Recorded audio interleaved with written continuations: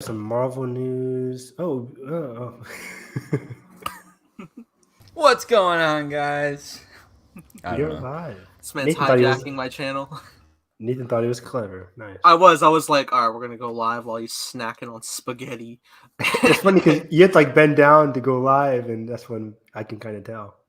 Yeah, God damn it, I'm too obvious. We've been live for 25 seconds. So what's going on, guys? Welcome to episode number. I set up the stream last night before I went to bed. You had one job. So Yeah, you know what? I pulled up YouTube this morning and it said scheduled for 1 a.m. And I'm like, are we doing a late night stream? Like, am I missing? In our pajamas. What happened to Nathan? Uh-oh. Oh no! Jeez, we're live for 30 seconds. He's gonna be so mad right in his intro. We can't even like hit the button to like go to us only. Yeah. I haven't even tweeted out the "we're live" tweet yet. Probably don't. Maybe I'll wait. I'll wait a second until we're live. He just said, "Swear to God, my Wi-Fi." Yeah, poor guy. Poor guy. This is what happens when he has frogs eating his Wi-Fi all the time. They're just munching on the Ethernet cable right now. Exactly. Oh, there we go. Oh man, now you're big now. I'm just in your conscience. How you been, Carson? I've been good since yesterday.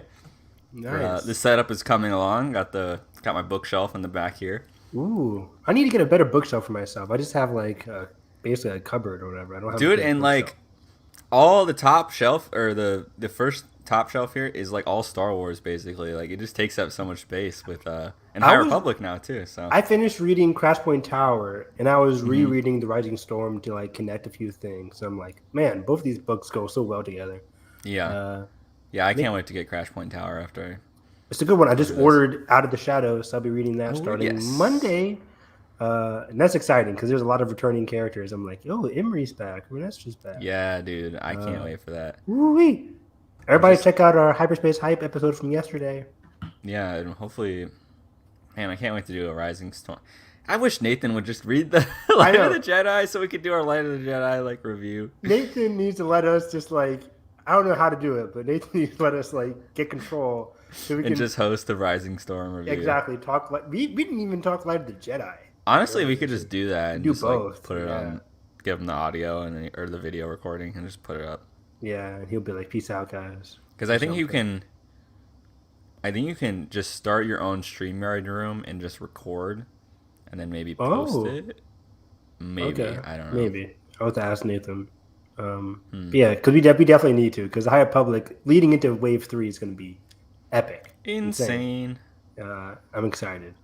But yeah, I guess I can talk early about Protege. I saw Protege today, man. Yeah. How was really that? Good. So really this is the one with Maggie Q. Yes. Maggie Q and Michael Keaton. And Samuel Jackson as well is in there. Yeah, and I was like, it kind of looks like Hitman's Bodyguard kind of vibe, but then I'm like, I don't know if it's gonna be good. But then like the jokes kind of landed in the trailer, so I was like, the jokes landed. Cool. Yeah, it's not a comedy though; it's an action drama, like action thriller. Actually, not even a drama, action thriller. And it's just really good. Like this was the kind of movie where I saw the previews and I'm like, okay, maybe it's gonna be one of those low budget action movies that are basically just not that good. But it was really good. I had a good time. Pacing was well. It was well paced. Maggie Q was great. The surprising factor, even though we saw most of it in the trailer, was the chemistry between Maggie Q and Michael Keaton. One's a good person, Maggie Q, spy, and then Michael Keaton's part of the bad organization. But they have great chemistry right from the jump. As soon as like their first scene happens together, they're just really good together on screen. Very well done. Samuel Jackson's doing the same thing he always does in every movie. It was funny because I saw him in Spiral this year with Chris Rock. And I'm like, oh, he's basically playing the same character, except this time he's with Maggie Q instead of Chris Rock. But it's awesome. He's the best. Yeah, the movie overall was just really good. The action was good. this isn't kind of action movie where your hero is invulnerable. Like your hero gets shot up a lot of times, but it was really fun. I had a great time with it. Awesome. Nathan is back. Wow. I watched the stream. I heard High Republic slander against me. I know what you're talking about. Good. Good. Joining us is Carson and Evan. I don't care. Yeah, I think they know who we are by now. I think they know who Carson is. Big spotlight. Yeah, It's such a weird angle. I was like, It really was. And I couldn't like change it to like, why didn't it put it like side by side? I don't know why it should be a thing where it's like you're the room host. Like we were just like I should just give you guys my StreamYard login, then you could operate. We were just talking about like we need to do like a High Republic spoiler thing after he finishes Rising Storm, but I don't know how to do that since you're the host and stuff. And like, can you like come in and then dip out, that kind of thing, or I don't know. I mean, I guess I could probably like set up and be like, all right, peace, and then I'll come back. Just set the floor for us and then come back. Yeah, I'll literally just be all right. like 90 minutes later. You can set us up like Bruce Campbell and Spider-Man. Just goes to work. We're 8 hours strong going on Rising Storm when he comes back from work. Oh, I saw Nathan. Oh. Okay. Are we good? Negative Ghost Rider. Negatory. Oh, no. Oh, no. Oh, the pixels are moving. Yep. They're getting there. Oh. The frogs are getting there. I'm blaming the frogs. It's this time of season.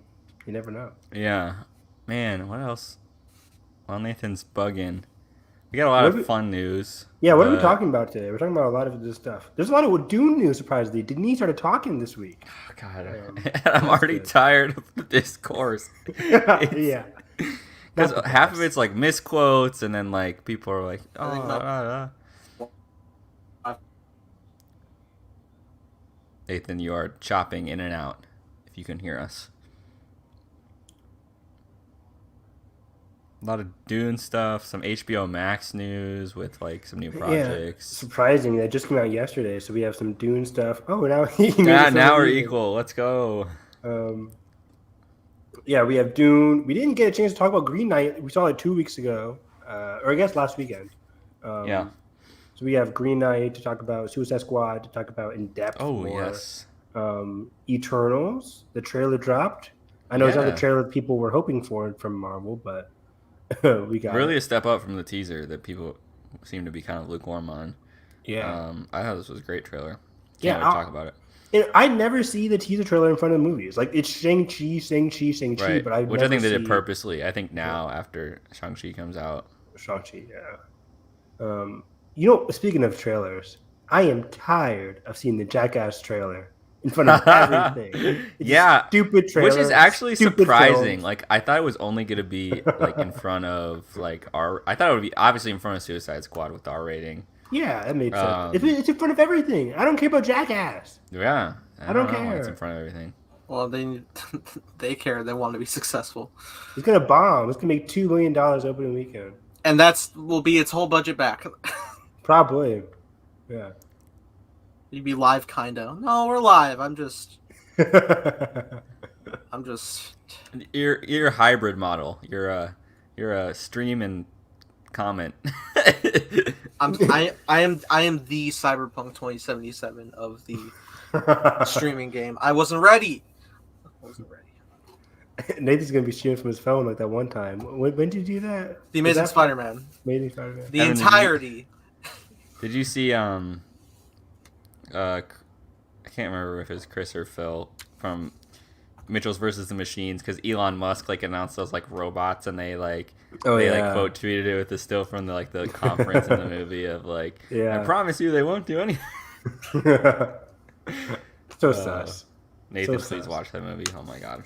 You're right. I sold another copy. I saw another Blu-ray of Luca today.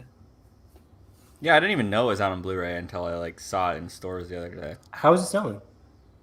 I've sold 2 in your lane. Almost 3 weeks working there. Oh. I mean, there's other lanes. So pretty good. Okay. Dang. Not like that mom who was like, we can watch Rise of Skywalker on Disney Plus. Ouch. Poor J.J. Abrams somewhere. He's like out. We're all about the Force Awakens. We're all right. Make Star Trek 4. We need it. We need it desperately.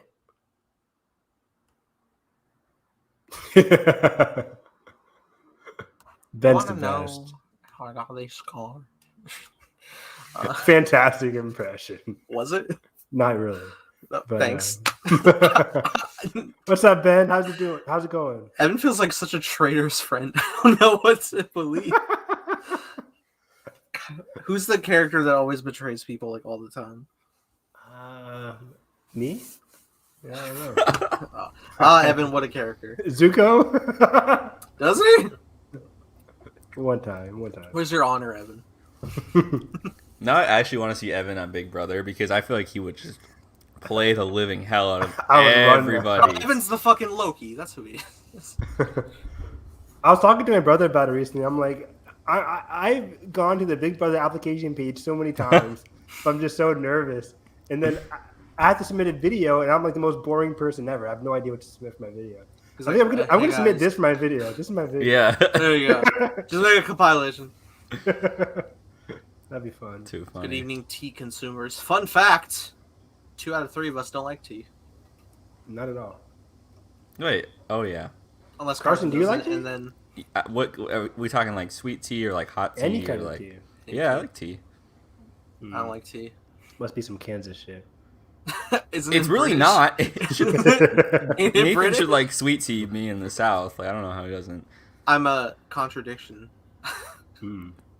Soon to flee. So let's talk about what if, since it's fresh in my mind. I just yeah, we didn't even bring it up. What if we did the podcast? This is gonna be 3 hours later. That's not what you're doing. Jeez. See, Carson, I eat after at fucking midnight. See, my stomach couldn't do that because then I'd be like comatose, and I feel like I wouldn't be able to sleep because I would have energy, but I'd also just be dead, and my brain would try to like not. It's like it's exactly what I fucking go through. Every day I wake up and everything's wrong. Wow. The sun's out. Go to bed. We got a new Star-Lord. Come on, guys, let's get on. We got a new Star-Lord, T'Challa, played by the amazing Chadwick Boseman. Rest in peace. The voice cast for this episode was amazing, and I loved the story. Now this was a very different take compared to the route they went with on the first episode. Yeah, it wasn't just like swap out some characters for the base of the original movie. This was like a whole new story. Like this little change, trickle effects, butterfly effects, the universe essentially. Exactly. I kind of hope that's what they do for all the what if episodes going forward. Because I liked the first one. People seem to really not like the first one, but I liked the first episode. Me too. But I hope they go this route actually, where they This was surprisingly emotional too. Really emotional towards the end. 3 separate times I got emotional, and I just loved the whole setup, right? Like that it wasn't just he was, abducted. It was, and there was that little joke when they're like, "Oh, do you think this is?" But it was this whole backstory of like, I want to see the outside world, like a perfectly understandable and like cool motivation for T'Challa to like want to go out there, and then it happens that this kind of circumstance hits at the right time, and then of course the whole Yondu lie I thought was really well done later on in the episode. Very in character, yeah, it really surprised me. I liked that moment. Him wanting to be an explorer was kind of unique because we never really. I guess him wanting to be an explorer, was that part of the multiverse? Or is that just an aspect of T'Challa? I think that's probably a canon like thing in his youth, I would say, and it was just like a matter of, because I mean, you can assume like in the canon MCU like that stuff probably happens, but Yondu didn't go there because he probably picked up Quill himself. Or something. But the brands for this one happened when they said like Yondu hired people to go look for Peter Quill. Well, I think they were hired both. It was just like a matter of Kraglin and Taserface screwed up. Okay. Glad to see Sean Gunn back. He's amazing. Yeah, back to back after Suicide Squad. Yeah, real Oscar performance there. I love him after Guardians too, especially. But yeah, it's great. Michael Rooker back is great. But let's go beat by beat because there's a lot of like great stuff to dive into. Cool. Right from the get go, it's like mirroring the opening of Guardians 1, which is cool. We expected it's in the trailers, but nonetheless, it looks great. Like shot great. Once again, animation killing it. And really then strong animation. And then best supporting actor for A Quiet Place Part 2, Djimon Hounsou pops in. Oh yeah. And he comes in and you think, Lord. Yeah, they're like, oh, you may know me by another name, and you think it's gonna be like the Who, the classic, and it's just like, oh my god, it's Star-Lord, and it's like, yeah, correct, Chadwick Boseman. I agree. Do I bow? Do I kneel? What do I do? Right? In whatever universe, it doesn't change. But it's so good, like the way they're like, you're like a literal lord. Oh, okay. Yeah, that twist really surprised me, where he's kind of like really well known in this universe, and he's kind of like the Robin Hood of everything. He's the successful Star-Lord, as it were. Yeah. That's amazing. I mean, when you think about it, like when it comes from like Peter Quill, like he was a kid who like never properly like grew up, so he's kind of like a goofball of the galaxy, whereas like T'Challa comes from such a regal background of like honor that even like to the point where like he's working with the Ravengers are also like doing good with him. Like he swayed them to such a place to like want to help people, which is amazing. Yeah, the whole creed is like basically the opposite of what they do in the original Guardians films. Like they have honor, they save people. It's awesome. Not to mention the elephant in the room. Motherfucking Thanos, guys. Yeah. That's so amazing. Cool. I love that. Literally, the galaxy is a better place if T'Challa exists. Yeah. And like literally talks to people, and it just makes me think of how powerful Black Panther was in terms of like the story and actual canon, There's so much craziness, like when you like look at all the aspects that are different. Like Thanos is no longer on his Infinity Stone quest. Nebula is not in pieces. She's actually like herself mostly. Drax's family is still alive because Thanos didn't command Ronan to do all that stuff for hunting and everything. Yeah, like, oh my god, that's a lot. Yeah, seeing the new Thanos really surprised me. Or it's kind of like the running joke was that he didn't do the snap, but people still know him as the guy like who had it still sounds like genocide. Sounds like it's so good. It was random. It was random. It was half. I think you're hanging out too much on that your own subreddit, Thanos. Those are great. It's so funny. It's so weird just to like. As soon as like I heard Josh Brolin and like him in this perspective, I was like, oh my god, this is. Oh, it sounded so weird. I didn't get a great look at the cast before the episode. And I was like, did they really get Josh Brolin for this? That's amazing. They got Josh Brolin, Karen Gillan, Benicio del Toro is back as the Collector.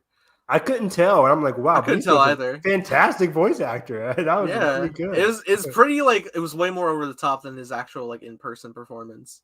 Yeah. But it was also great. I also like the concept that the Black Order, since they're not working for Thanos, now works for the Collector. Yeah. Yeah. And I thought this episode did a great job like actually displaying the menace of the Collector in the sense of like I love the animation of like literally just like droves and galleries of stuff just caged up. Like, the scope of it was so cool in animation. There is a lot in his possession, especially when he starts fighting with stuff that like really got me questioning stuff. First off, it's confirmed he killed Korg. That was dark. I'm like, yo, what the hell? Yeah. Like, I didn't catch that at first. Then I had to rewind him, like, oh yeah, the guy who talks too much. This is where I got his arm from, basically. Yeah, he said species, and I was like, oh no. And then I saw in his like collection of like weapons behind him, was Cap's shield, like normal Cap's shield, it wasn't Peggy's shield. And Mjolnir and Hela's crown. And I was like, what the fuck happened during Ragnarok? Yeah, he was like, this woman had style when he got her helmet. What the fuck did he do? Did you send the Black Order on fucking? Yeah, how do you beat her? Like she seems kind of unstoppable, but okay, cool. Yeah, they literally had to like get a giant to stab her to stop her. Like, it's too much. But that's wild, dude. Like all these things, and hey, Seth Green's back as Howard the Duck as well. Pretty cool. That was funny. Didn't see that coming. But it's happy hour. Yeah. Everything's going to shit. And he's just getting a drink. Also, it's later at the end. I'm happy that they rescued Cosmo, the space dog. That's his name. I can't remember what his name was. Cosmo, the Russian space dog in the comics. That was great. And it has a lot of good stuff, especially like when they got to the moment when they're like going through the collector's stuff, and T'Challa's necklace like lights up, and you just hear like the Wakandan drums when the ship lights up. I got hyped. Me too. I was like, oh wow. I was like, oh, I'll never get this again. It's so good. I know, right? It's so good. And he walks onto the ship there, and we heard previously that like Yondu told T'Challa that like Wakanda broke out into a war and was destroyed. Which initially I was like, it kind of makes sense given like if T'Challa's not there, I can see stuff going to chaos. Because he was Earth. Like the biggest like mediator of like this type of. Yeah, and remember his father was the one saying like we don't want to get involved in people, and so I could see him being like a passive kind of thing, and then something went wrong, but it turned out to be a lie.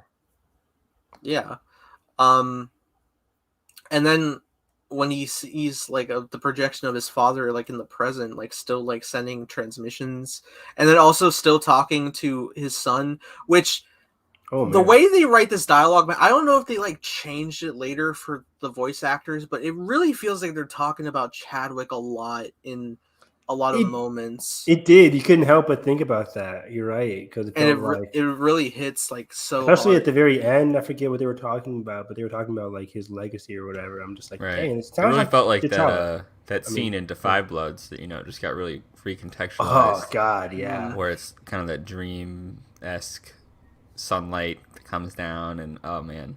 Go back to our first episode of My Cup of Tea. We did a review of Defy Bloods. Yeah. Throwback.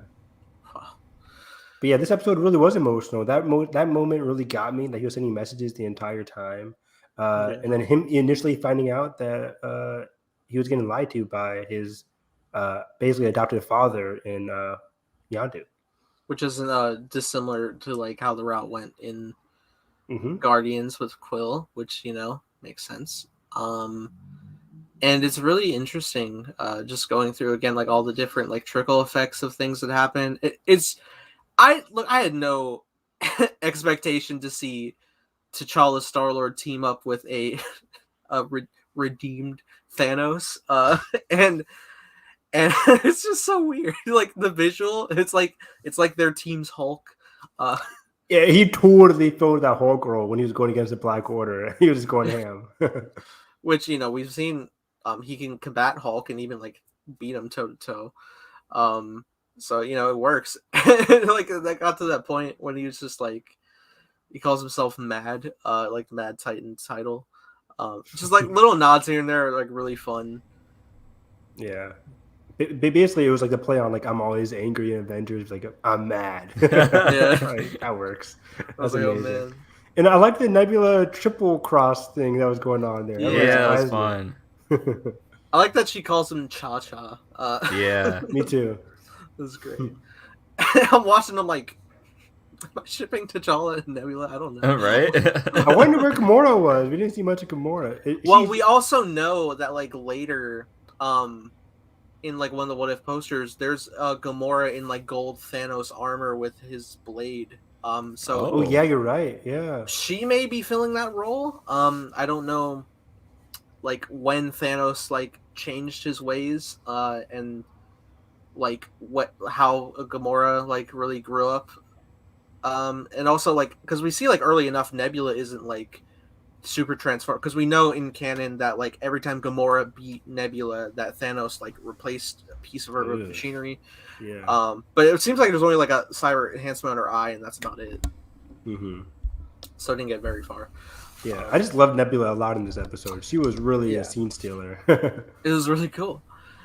I also forget that like Comic Nebula actually has like hair too. Right. Oh yeah, she is it black hair? It's like black hair, yeah. Yeah, But it's I forgot wild about that too. Like as soon as like she popped up on screen, I was like, oh, who's this? Because right, like yeah, it's like so used to a different look. Yeah, even like her like the strip effect like painted on, like it's not there. I'm like, oh. But you know, good for a Nebula thriving in a universe in one of them. Finally. Right. Oh my god. I mean, she could be thriving now in I mean, like say post Endgame, but you never know. Gamora's gone. So, yeah, fuck. But never mind.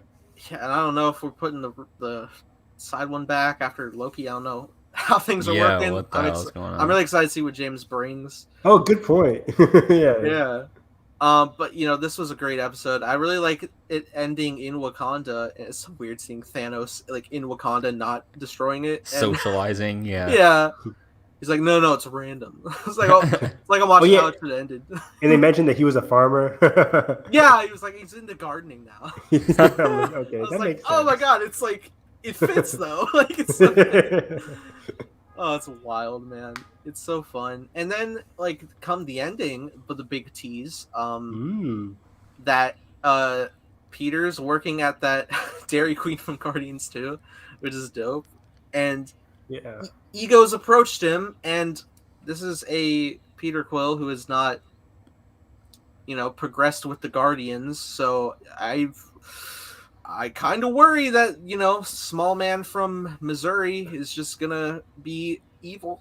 Yeah, I'm about to say, are we getting an evil Quill? That's kind of what I got from it too, but I don't remember seeing that a lot from the trailer, so we'll see where that goes. I also like a random TV spot popped up, but there was like a point where they did like that like what if circle shot like the Avengers, and you see like, because I saw there was T'Challa as Star-Lord in the circle, but so was Peggy. It's Captain Carter, and I was like, what is this Avengers team gonna be, man? Like, what is this episode gonna be? Avengers of the multiverse. Like, because are we doing another Guardians-esque episode? Or we are. I think they said we see T'Challa like 3 times this season. Really? I think so. I thought it was the only one. No, I think they said today like Thanos is only gonna be in one episode this episode, but T'Challa might be in 3 episodes, and it looked like from the trailers. The Avengers moment could be them fighting Ultron. I can see it. Yeah, because I think they had confirmed that they're going to explore Ultron getting the Infinity Stones. Exactly. Wow, that's cool. Ultron's be one of the Infinity Stones. Can I please get my menacing Ultron take like they marketed me in the trailers, please? Oh, the fucking Age of Ultron trailer is so good. They're so good. Especially like the second one they dropped. That's like the slow piano key of strings. It's those damn nostalgia pianos. Man, we were like, this is gonna be the Empire Strikes Back in the Avengers movie. And then they're like quipping every like 3 minutes. every line. Don't cut. I like the quips, but I'm like, damn it, I want scary Ultron. Man, James that Spader was had the perfect voice. And that's when I had no idea who Ultron was. I was like, let me read some Ultron comic books. And I literally bought the entire run of Age of Ultron as a big hardcover. Me too. Me too. It's great. I brought it to school. Like I was like, I went to my closest comic book shop. I'm like, give me everything you have on Ultron. And they're I dropped $75 on that. Oh wow, I didn't go that far. But well, it's a hardcover. I'd be like flipping over, and it's like, oh my god, Wolverine stabbing his past self. What the hell? Yeah, I'm like, Wolverine's in it. This is gonna be way different. Like we're in the fucking dinosaur Badlands, and like we're gonna time travel. Kang's in here, like. Yeah, it's pretty complex. But yeah, from the trailers, it looks like we're getting Marvel zombies that could be connected to the finale as well with the whole Avengers stuff. Because Spider-Man might be in the zombie episode with the Doctor Strange cape. Well, because we know like he's zombie hunter. We're speculating now. We know he's zombie hunter Spider-Man, and he has the cloak of levitation. We know Bucky goes against Steve, a zombie Steve, who became Captain America. So I don't think it's in the universe with Peggy.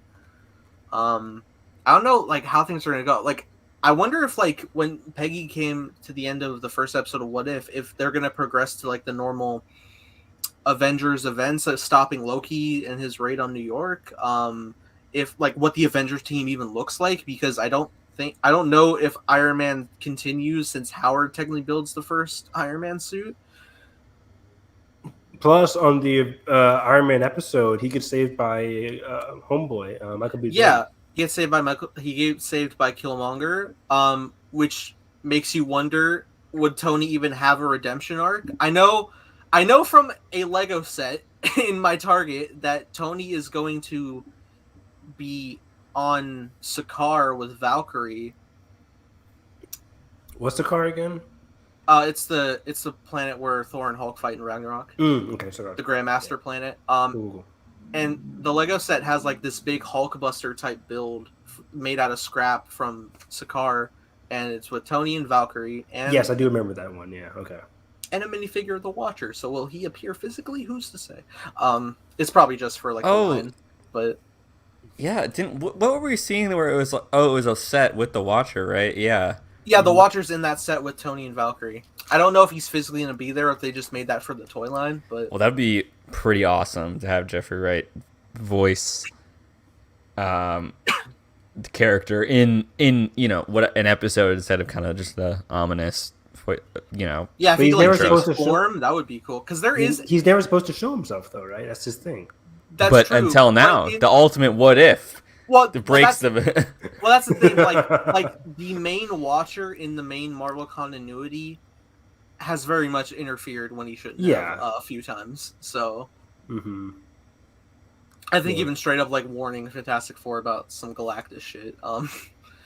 Like plenty of stuff. So I would be intrigued to see that. I want to see his physical form because so far we've just seen him in like cosmic star design, but we know there's a physical look to him. It's printed on. Like in the minifigure and like on Lego boxes that like he's like Jeffrey Wright's complexion as a Watcher. Yeah. He just looks like Jeffrey Wright from Westworld. Jeffrey Wright looks good like anytime. Yeah. If I saw him in live action though, that'd be kind of cool. Because we have seen the Watchers in Guardians 2 talking to Stanley. Yes, we have. Yeah. Yeah, this was a good episode. Very hyped. Is next week the Loki episode? Are we getting Loki next week? Do you guys know? I don't know. I know after next episode, nobody has been sent screeners of the rest of the season. Oh wow. Yeah, so it's gonna be. I mean, they dropped the T'Challa poster and the Peggy and Steve posters, on Monday, right? Yeah, like a day or two before. So like, I guess we'll get an inkling on like what it's gonna be. I think it's when like Loki invades Earth. Like successfully. That's cool. Yet another variant Loki I get to watch. Yet another one. Another. All right. Good episode. Having fun. The Green Knight. We're not there yet. Not at all. Let's just jump into Eternals. Do you guys want to do that or what? That's right. Eternals. It looks great. Are we gonna watch it or no? If you want. Let's just talk about it. Let's talk about it. Never mind. Carson's tired. Okay. Oh, you're tired, Carson? Yeah. No, I just know we got a lot of topic. Anytime we bring up something, it's going to go 30 minutes over what we probably should. Well, we're already talking Eternals, and we just talk over the footage. Okay. Yeah, I mean, we can talk. We just talk about it. But yeah, this is a pretty good trailer. I liked it. I liked the first one, but I like this one even more. And from the jump, it answers the question that everybody has in their minds. Like, where were they during Endgame? Why did you do anything? I figured it was going to be because they lost their memory. That's what happened in the 2000s comic run with them. Yeah, you did say that. But it turns out it's just like, we only fight deviants, right? Yeah. Yeah, as it's per the voiceover, there's interesting stuff. Like, first off, we get like a recap that like, this is to address this as post Endgame, which I think is good for marketing for general audiences because, like, similar with like you get to a new installment like Guardians or Ant-Man, it's like, why am I getting on board with this random topic? Oh, it's Marvel. Okay, I'm kind of in. And by the way, I think this is post, or this is pre most of the Disney Plus shows. I think. Like, do we think it's like before Cap, Falcon and Winter Soldier, or before? Doesn't Far From Home take place like months after Endgame? I don't think no months. I mean, probably a few months within. I think they had said because WandaVision was weeks. WandaVision is 3 weeks after Endgame. Falcon Winter Soldier is 6 months after. So I think it could be because they also like the first teaser was addressing like who will lead the Avengers, which is still an open debate for the MCU right now. So maybe there's no like Sam Captain America addressment on the news yet. That's what I'm thinking. I'm like, maybe this is before Falcon Winter Soldier, but it could be afterwards as well. So yeah. Well, that's the other thing too is like, because like that big emergence or whatever of the deviants coming down, like that was like a tsunami caused like it wasn't just like a casual the Eternals are kind of just fighting over here and Sam's doing his speech over here. Like I feel like I don't know. Yeah, there was this big like there was addressing that like with all the like energy of like double the universe like reappearing, like it made enough energy to cause the emergence, which I don't know what that could be. Some people predict it could be, which not out of the realm of possibility. I feel like Eternals is doing what the original Phase 3 slate for Inhumans wanted to do, because like that was on the slate for after Infinity War, and then we didn't get there. It was like, all right, TV show, and it was like, never mind. Oh god, it was. Yeah, you're right. I saw the first 2 episodes in IMAX. Why'd you do that? Because I was big on Agents of S.H.I.E.L.D. Inhumans. Agents of S.H.I.E.L.D. was great. Yeah, but dude, these I haven't seen the last 6 episodes. Like I was just like I was looking up Inhumans. I was looking up like the not timeline, but just kind of like the general Wikipedia summary of like the Eternals, the Deviants, who created them, like that kind of thing. And it's just so cool. And then like seeing their power sets, because like the coolest thing that I learned about these guys is they all have the potential to tap into any of those powers, but it's more that one person they have to get good at it. They have to practice. So that's why you see like a specific like speedster, like a specific kind of like the Rob Stark. He's got like the Superman eyes. Like you see like all those different like, and so it makes sense that like they would have to practice and they like over the centuries like get good at it. You mean the eyes created by Zack Snyder? Oh my god. I have I saved a graphic that is every character's name and ability. Oh yeah, how handy. So we have Makari, who's the speedster. Played by, she's the deaf actress, right? Oh, I think so. Mm-hmm. I can't remember. Kingo, played by what's his name? I'm always drawing a blank. Brian or Kumail Nanjiani. Kumail Nanjiani. He has a cosmic energy manipulation. Yeah. Druig, who's played by the dude from Green Knight and Dunkirk. Barry Keoghan. Keoghan. He has mind manipulation. So he's bad. Right. Sprite, the little kid, she can cast illusions. That's cool. Yeah. What does Stina have? Angelina Jolie's. She can like cosmic energy weapons. So basically, oh hell yes. Remember you saw her create the bow and arrow, and she creates like swords and stuff like that. Damn.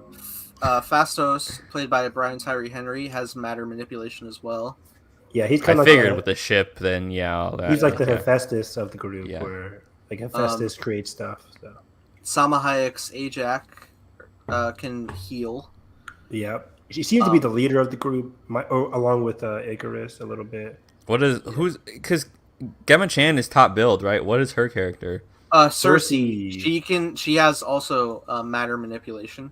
Okay. Is she top build? I think so. But it's just interesting because we see her with some of the main voiceovers, and then also talking to those big creature things, Celestials. The Celestials. She seems to be like talking to them or communicating with them. Because she's the one who was walking along the side of the celestial egg on the planet. So that seems that's gonna be interesting. Yeah.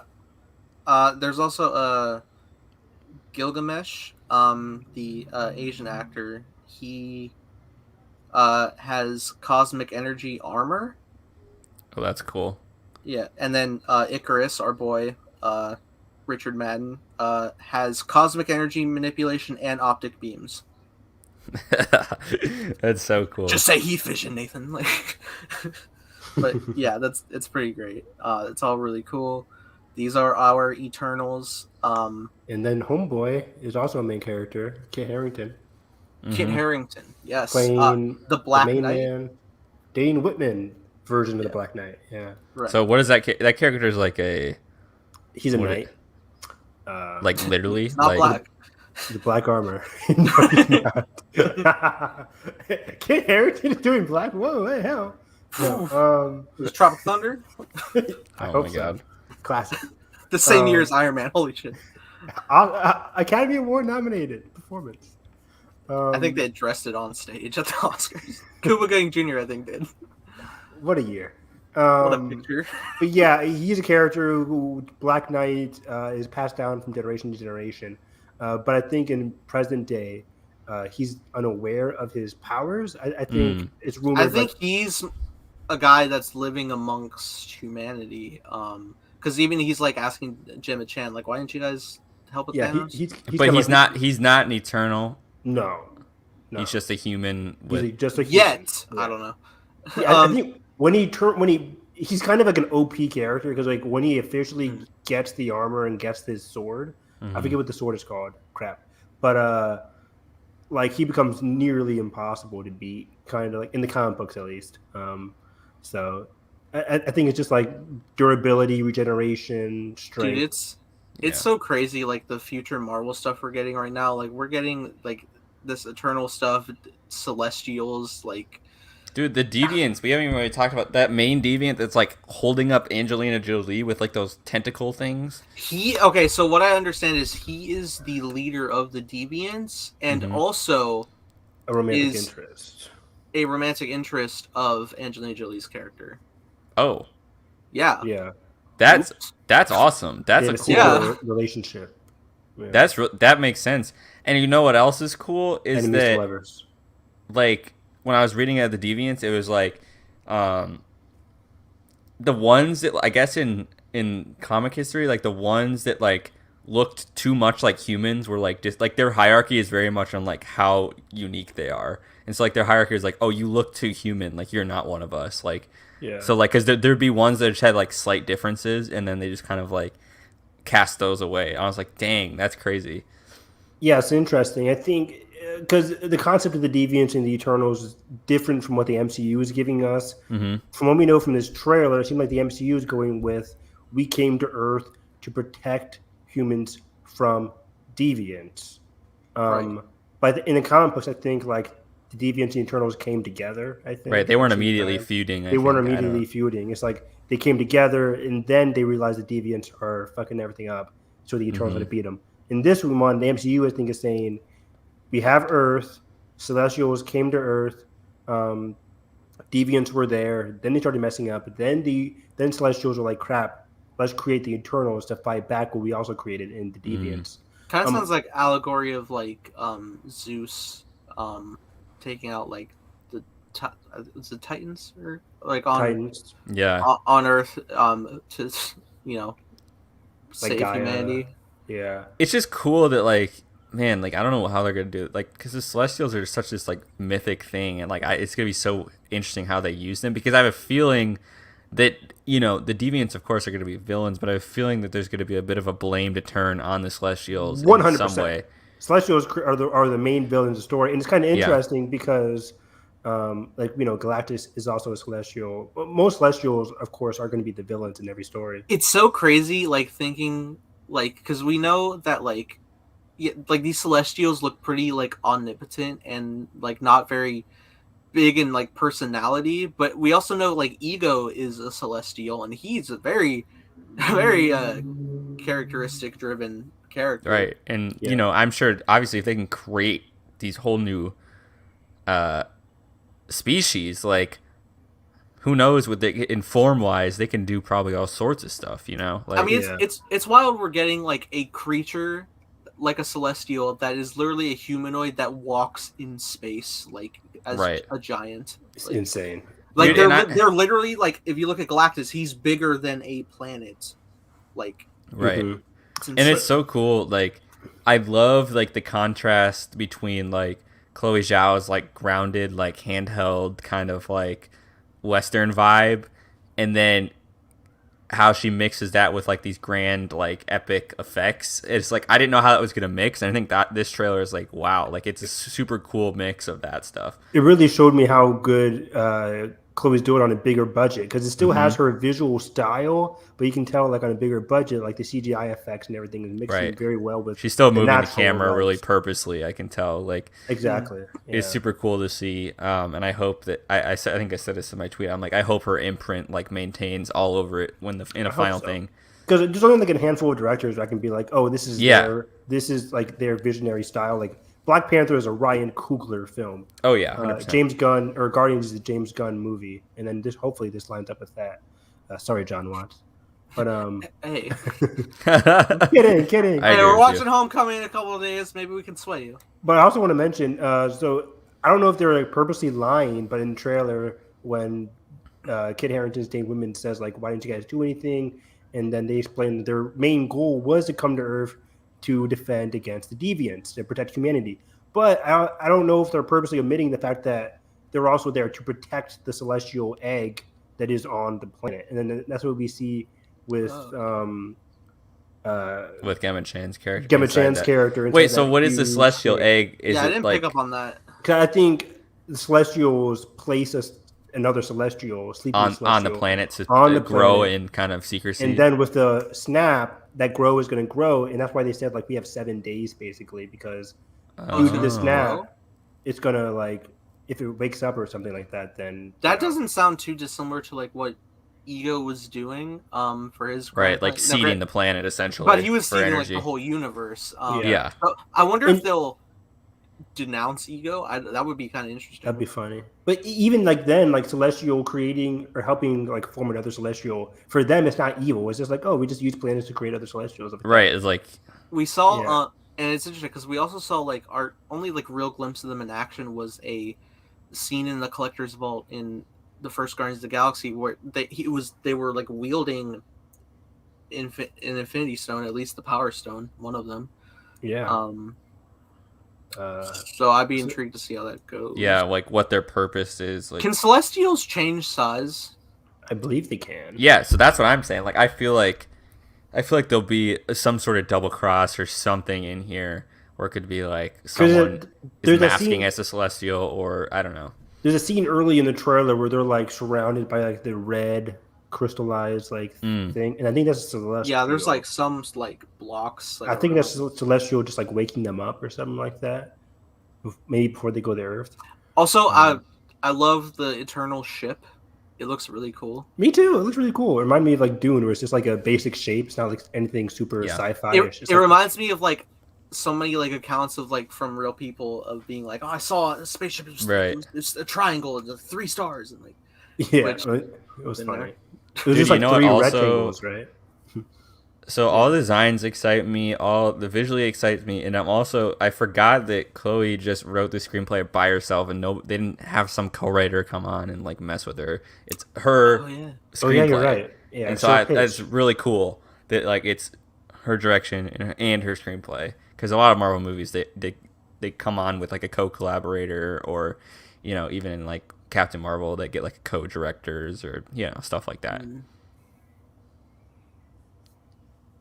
Yeah, quite exciting. And like again, what a killer cast! Like it's insane. Oh, it's so good, dude. And seeing it cannot be understated. Seeing Angelina Jolie in one of these movies is so awesome. Like obviously she's been in a ton of big movies, but I don't know what it was. It was just like seeing her like wield that thing and just like go like come back like that. So cool. So cool. She's done so much action. I'm shocked she's never done a superhero film. I know, and it's like, dang. What was the last movie we've seen her in? I feel like it's been a while since we've seen her. I mean, Maleficent 2. Oh, Maleficent 2, yes.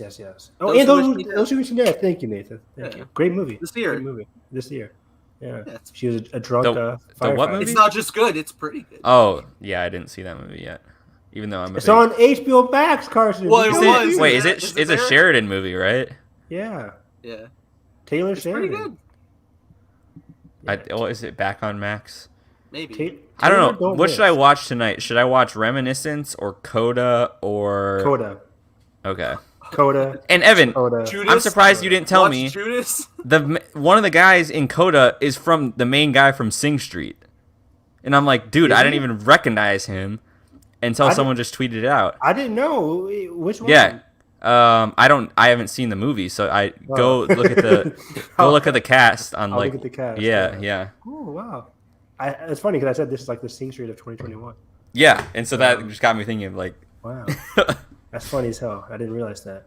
But in general, I think the Eternals is going to be a very big, how should I say, like a primer for what we're going to see in Phase 4 and Phase 5 and beyond for Marvel. Because this is opening the door big time for the galaxy at large. Like we know Phase 4 is going to be very multiverse and space. Right. And this is just another avenue. The God Butcher, like what the hell? This is another avenue of like cosmic stuff. Yeah. So this is going to be big. So very curious to see how it goes. Probably gonna have some cool post-credit scenes, and I want to see. Also we didn't mention Cersei is like a mini love triangle going on because it seems like 7,000 years ago or throughout history she's been with Icarus, but then because I don't know what happened, they separate or something like that, and then in present day she's with Kit Harington. So I wonder how that's going to all connect. That's going to be cool. I'm not a huge love triangle person, but I trust Chloe Zhao. I saw someone theorize that Icarus could turn at a point, like villainous. He'd be unstoppable. Yeah, that'd be very interesting. Well, if we get Bloodsport in here, I think we'll be all right. With the kryptonite bullet. I want to see it. I would love to see it. That'd be cool. Hey, a little bit of further Marvel news. It was reported the actress playing Riri Williams in Ironheart will make her debut in Black Panther: Wakanda Forever. Wakanda Forever. Awesome. Yeah. Which I don't know anything about the character, but I guess it's kind of in the vein. Dark history. I was very excited to read Ironheart when she first got introduced in the comics. I read like her first couple volumes. Very interesting character. I didn't expect her to be in Wakanda Forever. Like, what does she have to do with Wakanda? Right. I guess the tech stuff. She's from New York, right?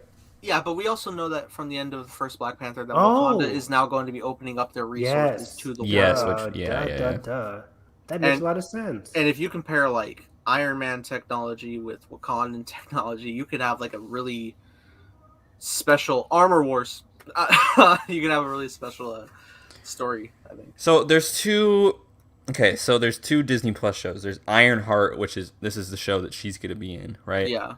And Armor Wars, which is Rhodey will be the... Rhodey's the main character there and kind of grappling with having no Tony there. Yeah, and Tony... Okay. They literally describe it as Tony Stark's worst fear, his technology falling in the wrong hands. Okay, and Ironheart is more of an origin / but still taking place. Do you think they're going to cross over in any way? Like, kind of... Well, Ironheart is basically like a form of Iron Man type mantle, even though it's still referred to as Ironheart, not Iron Man. Okay. And I have said this before. I would love because usually Tony is Riri's mentor. If Rhodey could be the mentor, that's what I was just gonna ask. Like, do you think eventually that's gonna cross over into because obviously they're gonna know about each other at some point. Yeah, I think so. I think she'll be a part of Armor Wars for sure. And I mean, if you can get Don Cheadle just like real quick for Falcon Winter Soldier, you can get him for Ironheart for sure. You're getting another best supporting. Get that Emmy nom right away. So weird. But yeah, I'm excited to see Riri. She's a very cool character. I just looked her up. She's from Chicago, not New York. Okay. I was like, I know she's from somewhere. Very cool, super genius. I still think it's too soon for more Iron Man references in the MCU. He fucking died 2 years ago, a year. At least they're new. It's at least gonna be through a new character. But it is a new character. I like Riri as a character. She is soon. Like, it's been 13 years. That's the first Iron Man. It's been over a decade since we kicked off with Tony. I know. But I'm just like, can we just not get any Iron Man references? We have 2 Iron Man reference shows. Come on. But okay. Oh, I'll be. I'm just imagining like the Screen Rant articles like new hologram of Tony in episode 2 of Ironheart. See Robert Downey Jr.'s immaculate return to the character. I really don't want them to do that. I don't want that either. I mean, they already like the hologram at the end of Endgame was not enough and good enough for me. 1000%. Mm-hmm. I thought that was great, and that's all I needed. That's all I need to. I can see them easily doing it if they really want. Oh my god, I'm just imagining Kevin on this press tour for both these shows of like, is Robert Downey Jr. gonna be? He's gonna think how annoyed he's gonna be. Did you see that clip of him about the No Way Home trailer? Yeah. I would love to see. I would love to see Robert's response to it, to the project. But I mean, just cool. Like, yeah, just like them to be like, yeah, we're here, and he's like, he posts like a little photo, like, and like, yeah, like congrats. Everybody's having fun, like, yeah. But otherwise, you think we see Pepper in the show? I can see it. I think Pepper and Happy could definitely pop up. I didn't mention Happy. Well, too fucking bad. It's one of his best friends. Isn't he too busy working on that Star Wars show? I forget the name. He's in No Way Home, so. Oh yeah, that's true. Probably just giving somebody a new suit. Look, man. Look, if you want the stop with the Iron Man shit and Spider-Man, then you gotta let this show happen. Fine, a compromise. I'm willing to. We shall see. Watch what's her name? The girl from Black Widow. The post-credit scene. What's her name? Why do they keep Yelena? Julie Drive something. Yeah, she could appear in Nightheart. I think she's next to appear in She-Hulk. I can see her being in all these series. Why do they keep referencing Peter Parker? Well, do you think they're gonna do a Dark Avengers? What is it? Dark Avengers? Dark Avengers. It looks like they're going that way. Something like that. So they'll have a Dark Avengers and then hopefully a Young Avengers eventually. We'll see where Young Avengers versus Dark Avengers. Can that happen? I don't know. Anything can happen. They got U.S. Agent, who actually is a super soldier now. And I don't want Yelena to be on the Dark Avengers. I think she's gonna break away in the Hawkeye series. Yeah, I hope so. After she kills Hawkeye, right? Will I ever get Red Hulk? Time will tell. Probably not. I feel. What's the actor's name who plays? Hurt. Yeah, he's too old. Well, I mean, it's CG. They're just gonna like mocap. Speaking of too old, I saw the trailer for Cry Macho with Clint Eastwood. What the fuck? He is withering. He's withering. He's withering. My dad and I are like, is this a joke? No way. Dude, Clint, just get somebody else. Get somebody else, man. Just direct somebody. Just only do directing. Stay behind the camera. Just go in a wheelchair and go in Video Village and just chill back there. All right, picture. I'm sorry, but picture if you like took a piece of paper and you crumpled it up multiple times and then uncrumpled it and went to like use it. That's where we're at with Mr. Eastwood. It's sad because he's probably like, dude, I'm so old, I don't want to stop. Like, but he's making them. Nobody's gonna watch his movie. That movie looks so They bad. do though. Like old people love this shit. Old people love Cry Macho looked so bad. I'm like, oh, it's a white guy going to Mexico to save. I'm like, oh, come on, it looked bad. Isn't Liam Neeson had the same movie. Yeah, I was gonna say. A white guy goes to Mexico and rescues somebody. What was it called? Marksman. Yeah. I'm like, was it good? It was good actually. I liked it. It was decent. It wasn't. It's just 3 out of 5, but it's like it's decent. Maybe 2-ish. I'll just watch Terminator Dark Fate. I didn't hate watching it. I would just say that. The Mule made $175 million at global box office. Good? I liked it. Okay. The 15-17 to Paris. Garbage, right? I heard that was garbage. He directed American Sniper? Yeah, what do you mean? That's like, oh my god, I didn't know. I didn't know he directed that. I thought it was like it was that man's choice for Bradley Cooper to hold a doll and pretend it's a baby. Wow. Really weird choice. But stop it, Clint. Stop it. It's like George Miller being acting. Oh yeah, $1 Million Baby. Does he? No. Or this movie. I need to watch that. I heard that's really good. Anthony Mackie's in the supporting cast. Ooh. Gran Torino. He didn't direct it, I don't think, but yeah, he did. Let's move on. Yeah, he's a director and producer. Did we talk about the Black Canary show? Oh yeah, we have some yet. Marvel stuff. We have some Marvel stuff. We have some Marvel stuff first. Let's stick with the Marvel. More Marvel. Speaking of Anthony Mackie, he finally closed the deal to star in Captain America 4. Yes. Nice. Sebastian's happy, I hear. Shooting is rumored to start as soon as June from Kevin Feige. Also, I wasn't joking. Like, Sebastian's legit happy. I was really? He's going to be in it, probably. Will he? I don't... You don't think he's going to be in it? I think so, but it's just, like, the fact that, like, he's not locked down yet and he doesn't know. I'm pretty sure he's going to be in it. Who else is going to be in this movie? They're going to put Emily Van Camp? Yeah, Sharon. Oh, God. Where is she going to go? She got destroyed in that show. Terrible waste of care. I don't understand how you progressed her. I mean, like... She's done. Stick a fork in her. She's done. Who are we talking about? Sharon Carter. Sharon Carter. From Falcon Winter Soldier, blonde girl. Oh, that was ridiculous. Why? Ridiculous. Who went rogue. Do you think she's going to be in the movie, Carson? Or she No, I hope the pitch is completely out of any of that plot. I think... Remember my theory was like, in Armor Wars. Oh, yeah. Because we didn't have Captain America 4 greenlit yet. She still very well could be in Armor Wars. So I think this is gonna be. I don't know what this pitch is gonna be. I see it's gonna be the Serpent Society. Yeah, remember that? Oh my god, the nostalgia for something that didn't happen. I remember watching that presentation in history class in college. Yeah, it was like Serpent Society. I was like, that's interesting. And then they were like, oh wait. Oh, and then that's also what. God damn it! That's also where they introduced Chadwick Boseman. That was announced he was cast. Man, sad day. That was a fan event too. Imagine being there. People still talk about that event. Yeah. Oh, dude, it's so hype on video. Yeah. Yeah, it's one of the most viewed. Like the full Phase 3 slate, Infinity War Part 1 and 2. Insane. Wow. We were talking about that for months, man. Nobody does it like Feige. But yeah, I'm excited for it. They don't make it like this anymore. They don't. But I'm with Carson. I think this is... Well, I'm slightly with Carson. I think, obviously, since it's a movie, it's going to continue what we saw a little bit in Falcon Winter Soldier in terms of the character dynamics, like with the family. Will we see our boy be the new Falcon?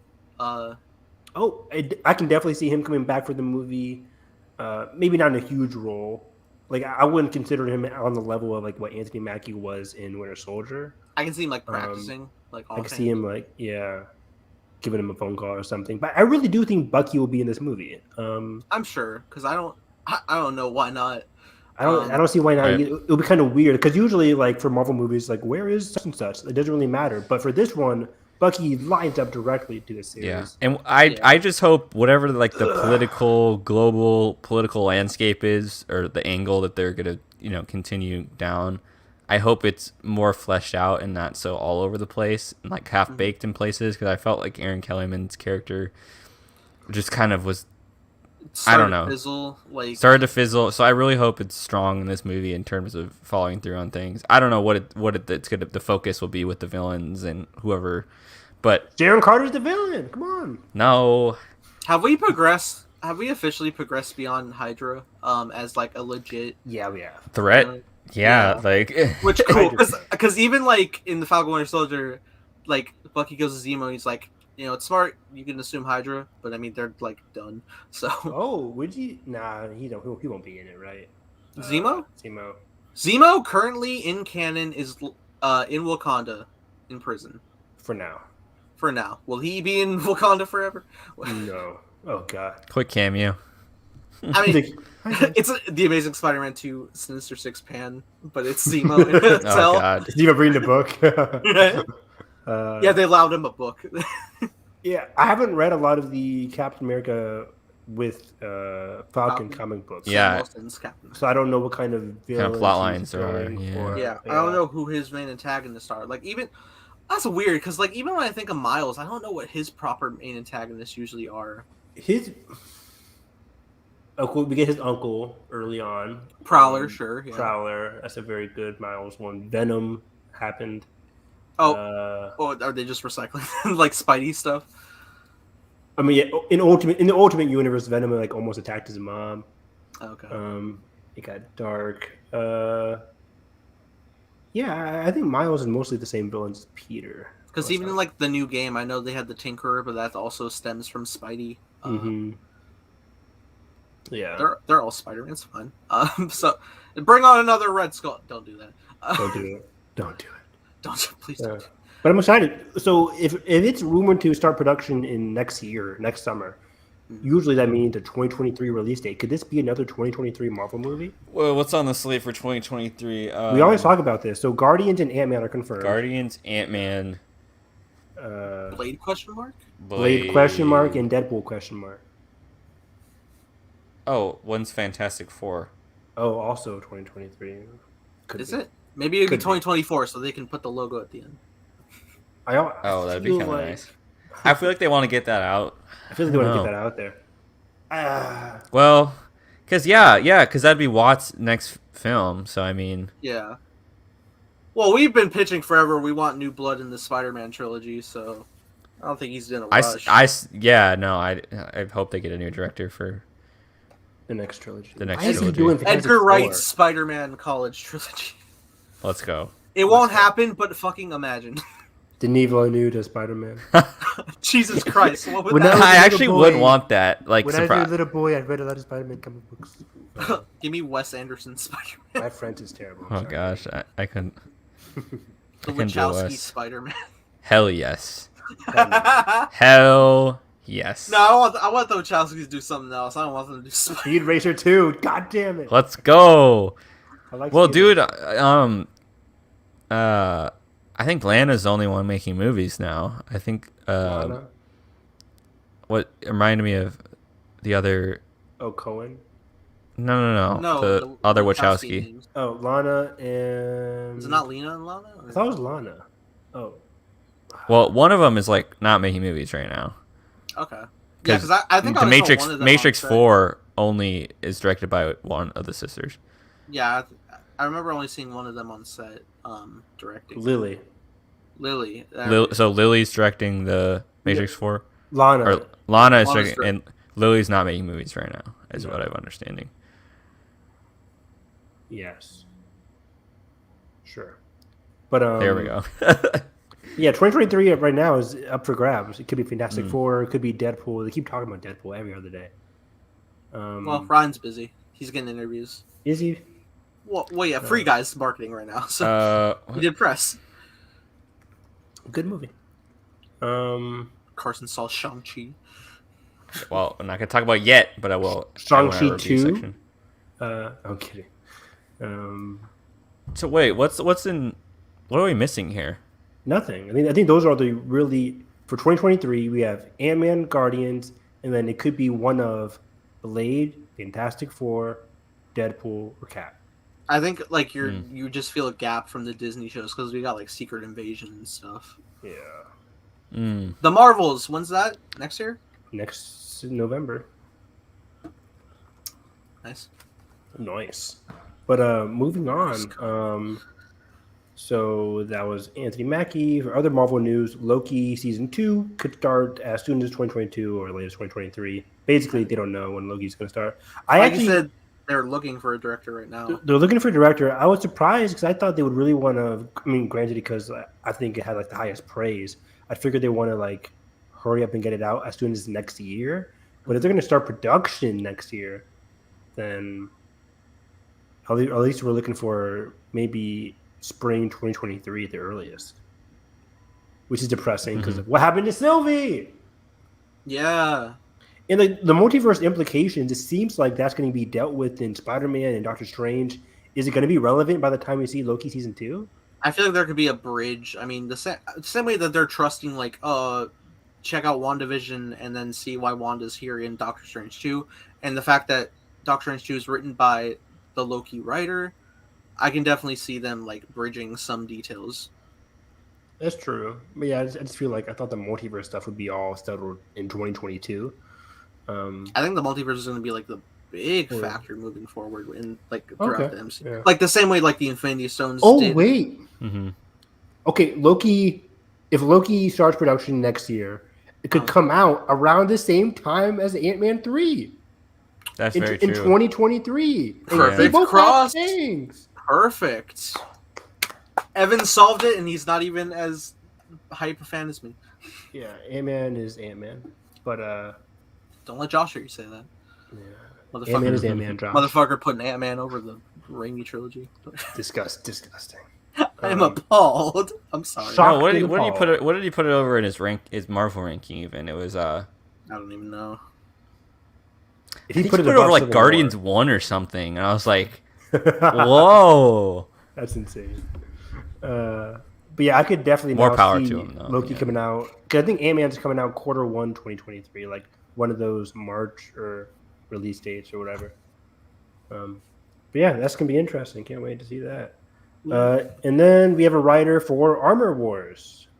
Yes, Yazir Lester is writing Armor Wars, and he worked with Don Cheadle previously on a Showtime show called Black Monday. Never watched it. I don't have Showtime. It's expensive. I've never seen Dexter or Ray Donovan. Dexter's really good for the first 4 seasons. I know a revival's coming. Yeah, I'm excited. I watched the trailer and I was like, damn, I want to watch Dexter now. Right. Dexter's a good show. I didn't finish Lucifer though, because I saw the marketing for that final part of the half season or whatever it is. No, they already did the 2 parts of season 5. Season 6 comes out. Season 6, the final season comes out next month already. And I'm like, oh my god! I know. I was like, I just got the last one. I haven't seen it yet. Like, we were just talking about it. Yeah, like what the hell? I'm gonna cry, dude. It's such a good show. Neil Gaiman, don't miss. Dang. Don't miss. What was I gonna say? Oh, we were talking about Armor Wars, so. Yeah, so we have a writer for Armor Wars. Do we have a writer? Wasn't there a writer for Ironheart or a director or somebody? Ooh. Somebody attached. I can't remember what. Is there a writer attached for Armor Wars yet? I feel like I would know that. For Ironheart, I don't know because Ironheart. Yeah. It kind of just. I was just trying to think an indication of which show would move first, and now with Ironheart being in Wakanda Forever, I was like wondering what the trajectory was going to be, but I feel like I'm maybe. I don't think they have one right now. Okay. We have a creator, and that's about it. It's so ironic. It's so hot outside right now, and it's so cold in my house. That's fucking random update. It's pretty warm in my house right now. A good 74. I got like that winter feel where I'm like, do I need socks? Like, what's like? You're not wearing socks right now? No. Oh, that's a choice. Are you? I'm not wearing socks right now. I got carpet up right now. Yeah, I got carpet under me. I've been wearing my socks all day. I'm tired. Let me get You don't wear socks because I was moving stuff all day, and then I'm like, I'm gonna take my socks off because my feet feel gross, and then I'm like, natural Florida instinct is like just not as many layers, and also flip flops are a thing. So if I need to I wear flip flops in Kansas. I don't care. Not a flip flops person. Evan said no, Evan's keeping his feet a premium cost. I just keep my socks on. The only time I keep my socks off is when I'm in bed. Fair enough. I am so glad this is now officially run long enough to be a topic. I'm bringing this up next time. Well, like remember the old Collider movie talks where like it would flash the different topics. It's just like Ironheart, Loki, socks. Oh, now I'm thinking about what you guys said about. Well, I can't say. I could say, but what are you talking about? What is happening? Are we debating still? No. This is not about socks. This is about Shang-Chi. Oh, okay. How did we get on Shang-Chi? What? How did we get on Shang-Chi? What happened? Well, I was thinking about like Slate. I'm scared that like Carson's knowledge of the end credit scene is gonna insinuate, and I'm like, oh no. No. Like, look at the truck. Because what if it's sweat? Okay, I think this is fine to say because this. No. This has no plot. I'm just telling you at the end of Shang-Chi. What are you doing? It says the 10 rings will return. That's all I'll say. Okay. So I would have loved to see that the first time. Okay. That doesn't matter. So that's what I was thinking. You don't give a shit, but I give a shit. Is he gonna die, Nathan? This is literally the last thing after both post-credit scenes. That just pops up. Like there's no context to anything. Yeah, but that's also something. It's like the Infinity War when it's it's not. Return. Like that's like this is like a standard. No, because they put character on that shit. When Ant-Man and the Wasp ended, it said Ant-Man and the Wasp will return ? And I was like, oh shit. Were you I have, like, oh, I have shit? fun with white text on black backgrounds, Carson.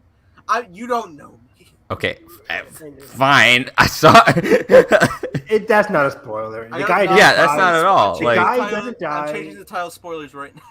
The guy doesn't die. Kevin Feige already says he's gonna be like in the next Avengers or whatever. yeah, like we've already. So, Yeah. but I know decided Shang-Chi will be okay. If it said like his father will return, that'd be right. Cool. Yeah, no, it literally doesn't. They have no. Yeah. We'll see. Side note, if Trevor Slattery can return in Shang-Chi, then I think we can get Justin Hammer back for Armor Wars. Like Trevor Slattery for Shang. I guess that'd be cool. Maybe, yeah. Because in the one shot, they're in the same prison. Iron Man 3 one shot. Good times. On the Thor: The Dark World Blu-ray. Other Marvel news. Man, now I want to talk Shang-Chi with you guys when you see it. Oh man, I'm 2 weeks, so Carson. Hold your tongue. I have my ticket. I literally took off work to go. Nice. Wow. Venom 2 could be delayed again. It was delayed in some other country, right? No, it was delayed. Well, we already talked about it. Did we already talk about the first delay? Yeah. And then now it's being said delayed. It could be delayed again. Yeah, well, Bond was delayed in Australia. I don't know if that was the news item. Bond's never come. It's not real. It's a pyramid scheme. Well, and I also read this Hollywood Reporter article this week. Kind of like it was kind of just like getting a bird's eye view of everything. Of like, okay, we're gonna look, just kind of talking to people, and like they're like, man, it's just like so hard to make decisions because there's no 8 weeks or 6 weeks before where I can clear cut make a decision that it's gonna be the same as it is now. And it's kind of weird how like May and June ended up being more of a summer box office season than July and August, even, because so weird, yeah, right? Like it's just so interesting to look at how all those change, and then just Delta is ramping up crazy right now. And I was thinking that because for some reason Jungle Cruise is making more than Cruella. I didn't see that coming, but The Rock's Power. You didn't see that coming? No. What was that? I don't know what that was. That was bad. Come for me for my fucking half-ass Joker. I'm gonna come for you for your half-ass Russian. Or Sokovia. Sorry. Midwest, we don't have accents. All right, Harley. I was about to say it. We don't got none. Such a Harley line. Yeah, it's an interesting possibility there with Venom 2 being possibly delayed again. I don't think it will. Right now it's scheduled for October 15th, but it does beg the question, does No Way Home get delayed? I don't think it will either, but you never know. I don't think it will. I guess we'll know come this potential trailer that may drop what it will, if it says this Christmas or if it'll be like coming soon in a big I'm actually coming soon in a worst case scenario world, I can see if Delta ramps up even more and Shang-Chi does mixed results at box office wise, I think they may react to Eternals and do premiere access. I really don't want them to do that, but right. I could see. I don't think Eternals will move. I don't think Spider-Man Far From Home will move. I don't think. I don't mind them doing premiere access for these movies. Well, they did also yesterday even, I think. Interview with Kevin Feige, he firmly stated that Far From Home is still on track for December 17th. Okay, yeah. I don't mind them doing premiere access for like Shang-Chi or Eternals.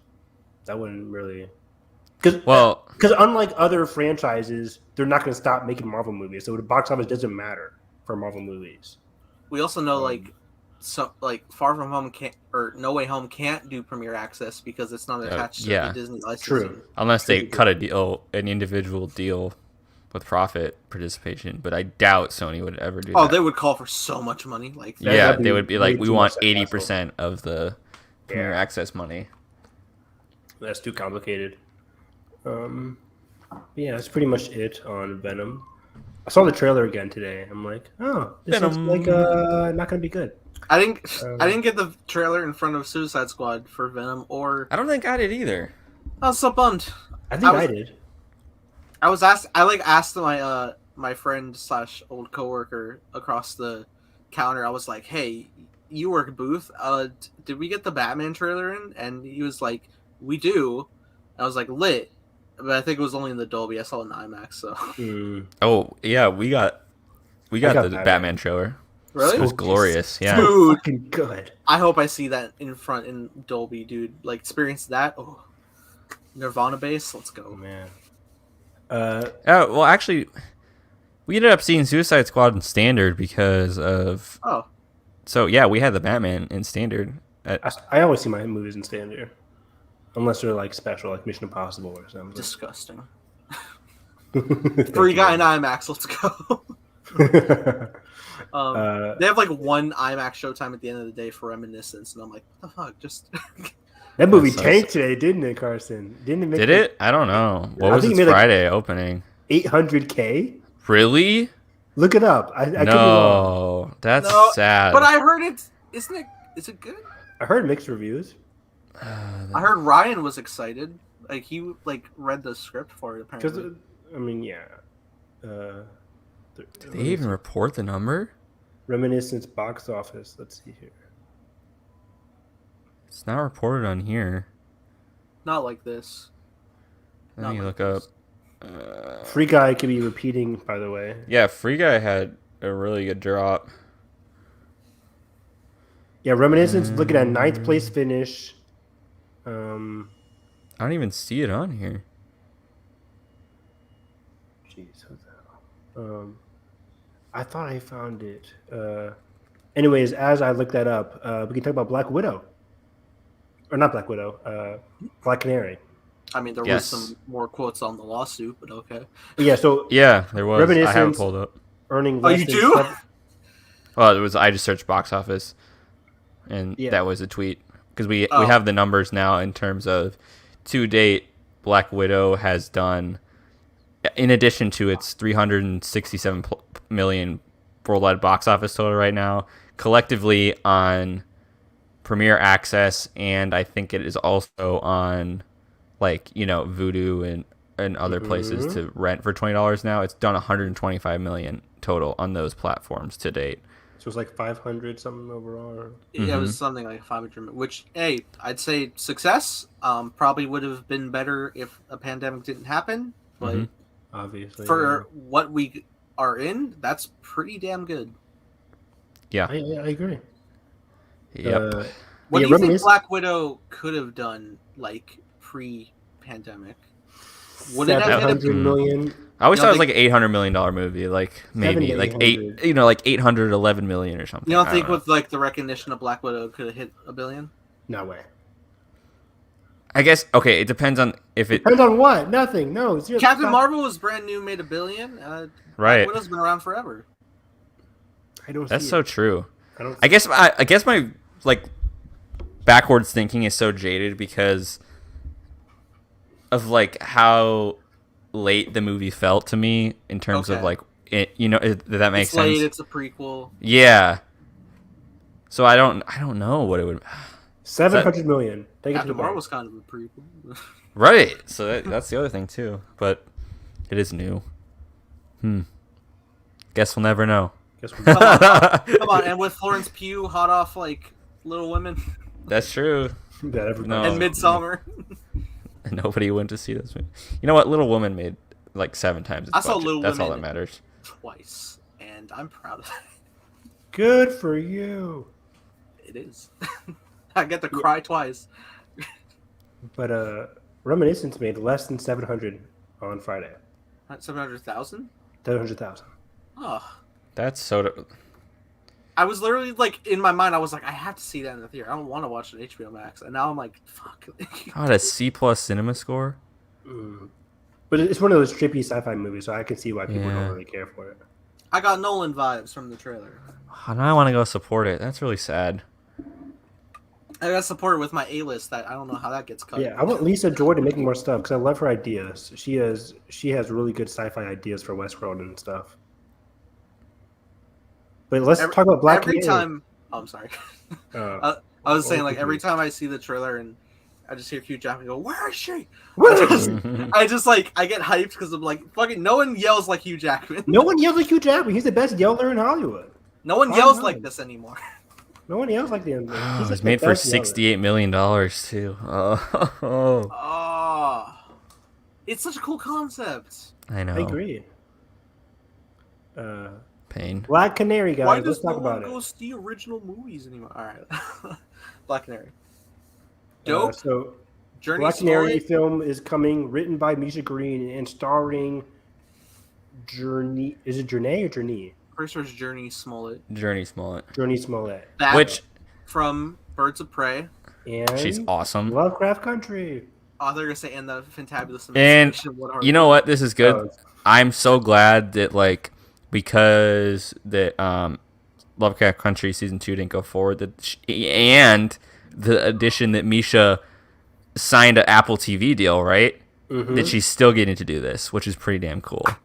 Yeah. So I was looking. Oh yeah.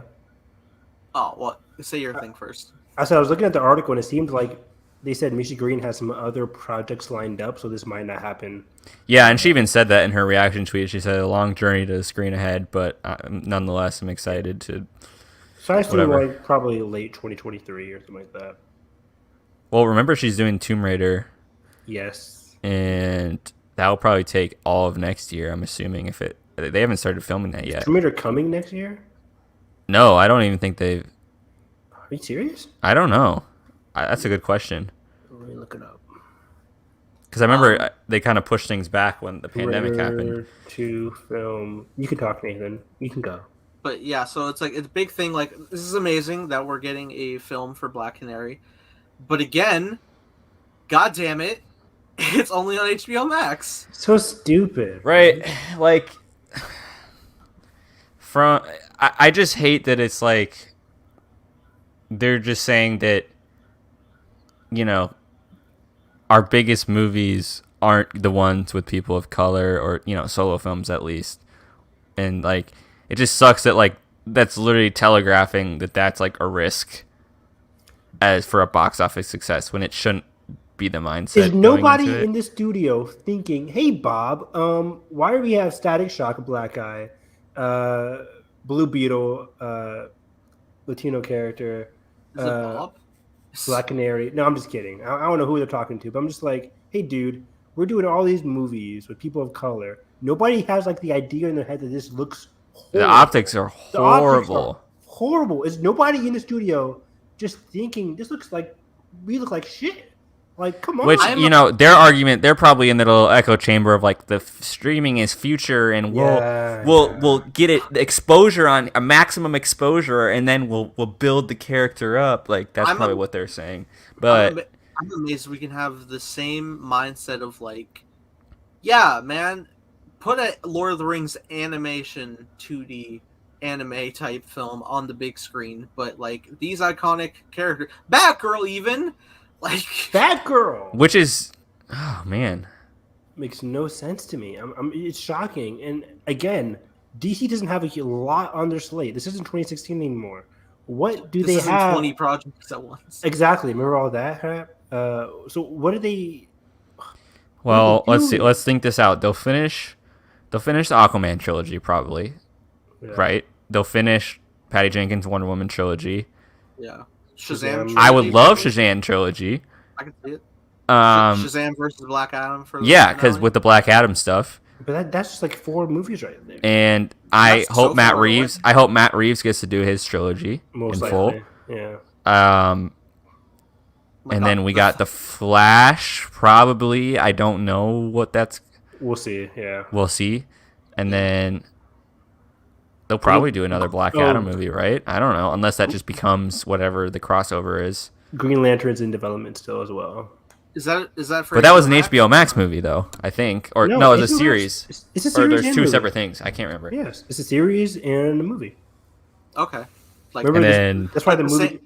Are they connected like the Batman and the Gotham show? That's why the series doesn't have Howard Jordan or Jon Stewart in it. Oh yeah, now I'm remembering. Oh, and then we got.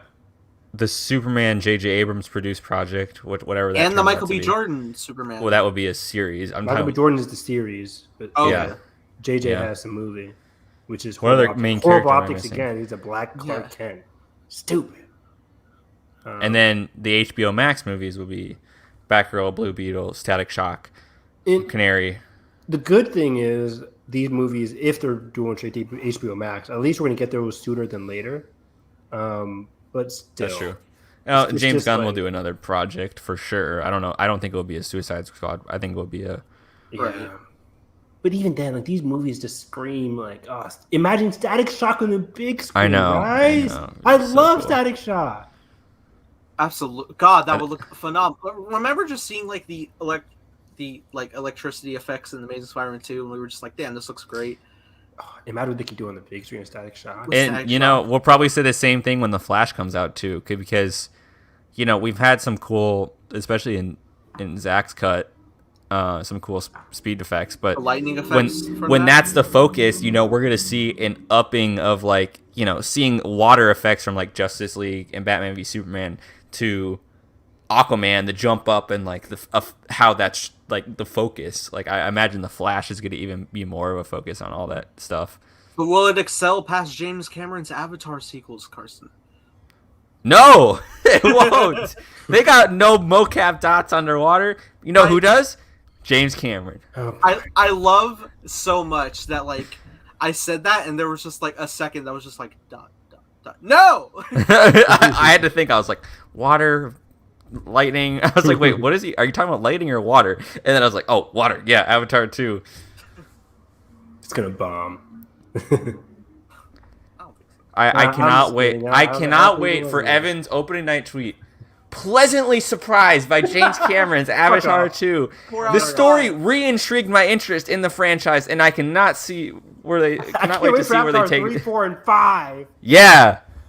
What if they did something that was just like, oh shit, this is a concept? Like, see, unlike our next story, we're going to talk about David Yates coming out of his dwelling in the basement of Mad Eye Moody's trappings of the. James Cameron is doing this of his own fruition. Yeah, he's funding it. Yeah, his own pockets. This man films stuff in like fucking 12K that can't be viewed because we don't have the computer process to do so. They're like, can we see the dailies? And you're like, you can't watch them. You can't. You literally. There's can't. No computer that can play them. They literally they've taken this long to film because they did so many like just in case takes because they literally don't know what the fuck they've captured. That movie can be something. That's fucking awesome. There's like we all talk about the fucking Snyder cut. The Cameron cut is like a fucking vault. It's literally the fucking Disney vault that's like full of like eons of footage. Dude, can you just think about how, at least effects wise, how great it looked in 2009, and then think about like how Weta even improved like War for the Planet of the Apes, for example, like how good the effects in it, and then think about that applied. I'm of a mindset where, hell, I think Weta's probably better at VFX than ILM at this point.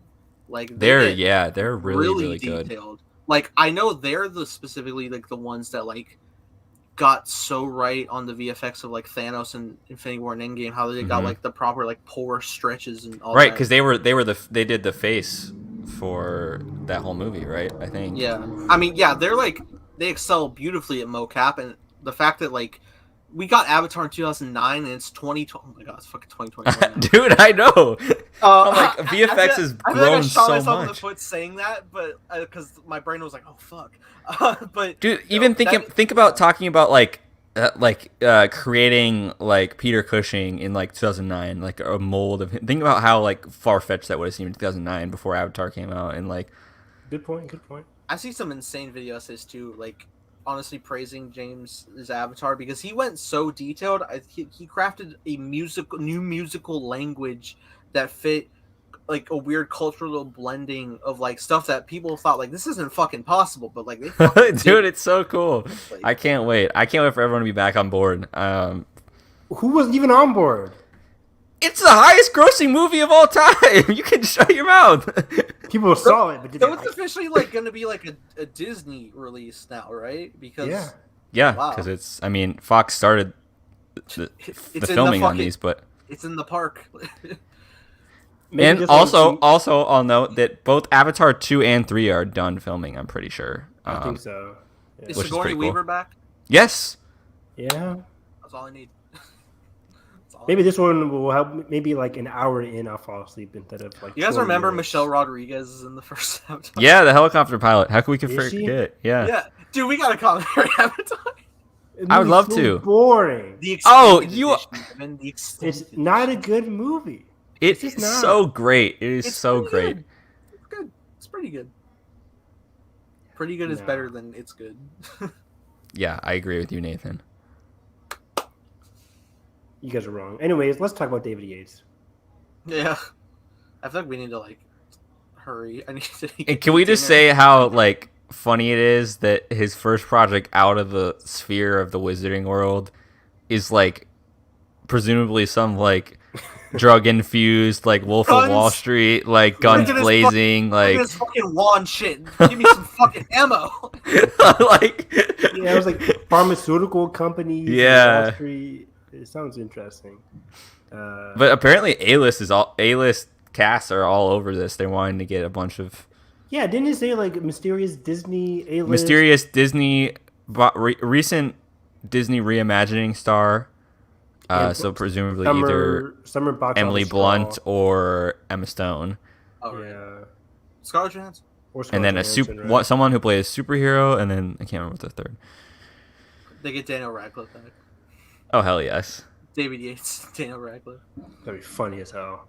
Oh my, dude, the media will be like, "Oh my god!" All the thumbnails will be Harry Potter. The reunion, just a drama. Yeah, it's a drama. It's fucking The Woman in Black. Another funny tidbit is in there, it's Warner Brothers had informed Yates that there will be a break between Fantastic Beasts 3 and 4, and I'm like, please just let it die. No, you're joking, right? I didn't see that. It's in the Deadline article. Wait, a fourth Fantastic Beasts movie? Apparently, they want to do 5.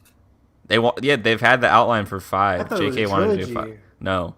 There's no way to do 4. There's 0% chance to do 4. It's never gonna happen. I want it. Nathan, go to kick yourself out. Shave your head and go to sleep. Shave your head and go to sleep. There's no way they do a 4th one. This movie will bomb. Is Grindelwald. If there's one thing somebody can say hey Evan, what movie in 2022 is gonna bomb? Fantastic Beasts 3. I feel like I'm the only fucking person alive now who actually Don't say it, Carson. Nathan. Don't say it. Don't say it. I literally I looked up because I knew there was just a bunch of everybody in the chat was just fuck Fantastic Beasts 2, and I went on Twitter and I typed in Crimes of Grindelwald good. It's so bad. Or Crimes of Grindelwald loved, and there's praise from when it released, and I'm like, fuck yeah, my people. I'm going to send you a video essay. No. I'm literally going to send Fantastic. Crimes of Grindelwald broke me. That's Carson's. No, I'm going to send you JK published the screenplay, of course, for Crimes of Grindelwald 2. I'm just going to send that to you for your birthday. You're going to send me the screenplay? Yeah, the screenplay, and just let it stare at you. Man, I liked it so much, I saw it twice in IMAX and Dolby. I went to a fan event early, a couple days early, a fan event. It was everybody applauded.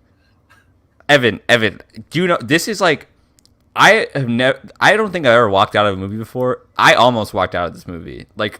I've heard you say that. I was legit furious when I walked out of this movie. I don't get mad that easily. I was furious, but I was just laughing at how bad. By the time we got to the Credence twist, when I was just I'm done. Isn't he I'm the brother done. of Dumbledore, right? Yeah, he's stupid. Maybe a nephew, I guess. Maybe they're related or something. I don't know. I don't think that's stupid. Okay, well, great. I don't have his Star why Wars though? Love Why? level. Why? Here, it's funny because in Star Wars, I'm like, why the fuck is Rey Palpatine? But over here, I'm like, all right, cool. But for these reviewers, you have to ask yourself, why is this being the thing? Dude? And then just the whole tomb thing, where the whole third act is them standing around, just talking about this baby that's floating through the water with this thing, and dude, apparently I need to fucking rewatch because I don't know how everybody, literally everybody I encounter is so fucking annoyed with this dude movie. And then all the it's supposed to be the Deathly Hallows, all that stuff was supposed to be important to Dumbledore and Grindelwald's upbringing and all that stuff, and then they just don't even mention that stuff. 3 more movies. And then we haven't talked about Newt, who's not even the main character of the fucking movie. He's just there. You're just there walking around with the stupid animals. I still don't have an answer why Grindelwald has the Elder Wand. Did they explain that? Or I couldn't tell you. I couldn't tell you. I don't even think he does any crimes in the movie, if I'm being honest. He escapes. No crimes. I think he escapes from prison, and then he's just like summoning something in the third actor. I don't know. Right, and then he's like explaining it like the Holocaust was like some weird thing. I don't even know. Does he? Yeah, remember he vapes out. He vapes out of the skull and like shows like World War II was caused by Muggles or some crazy thing.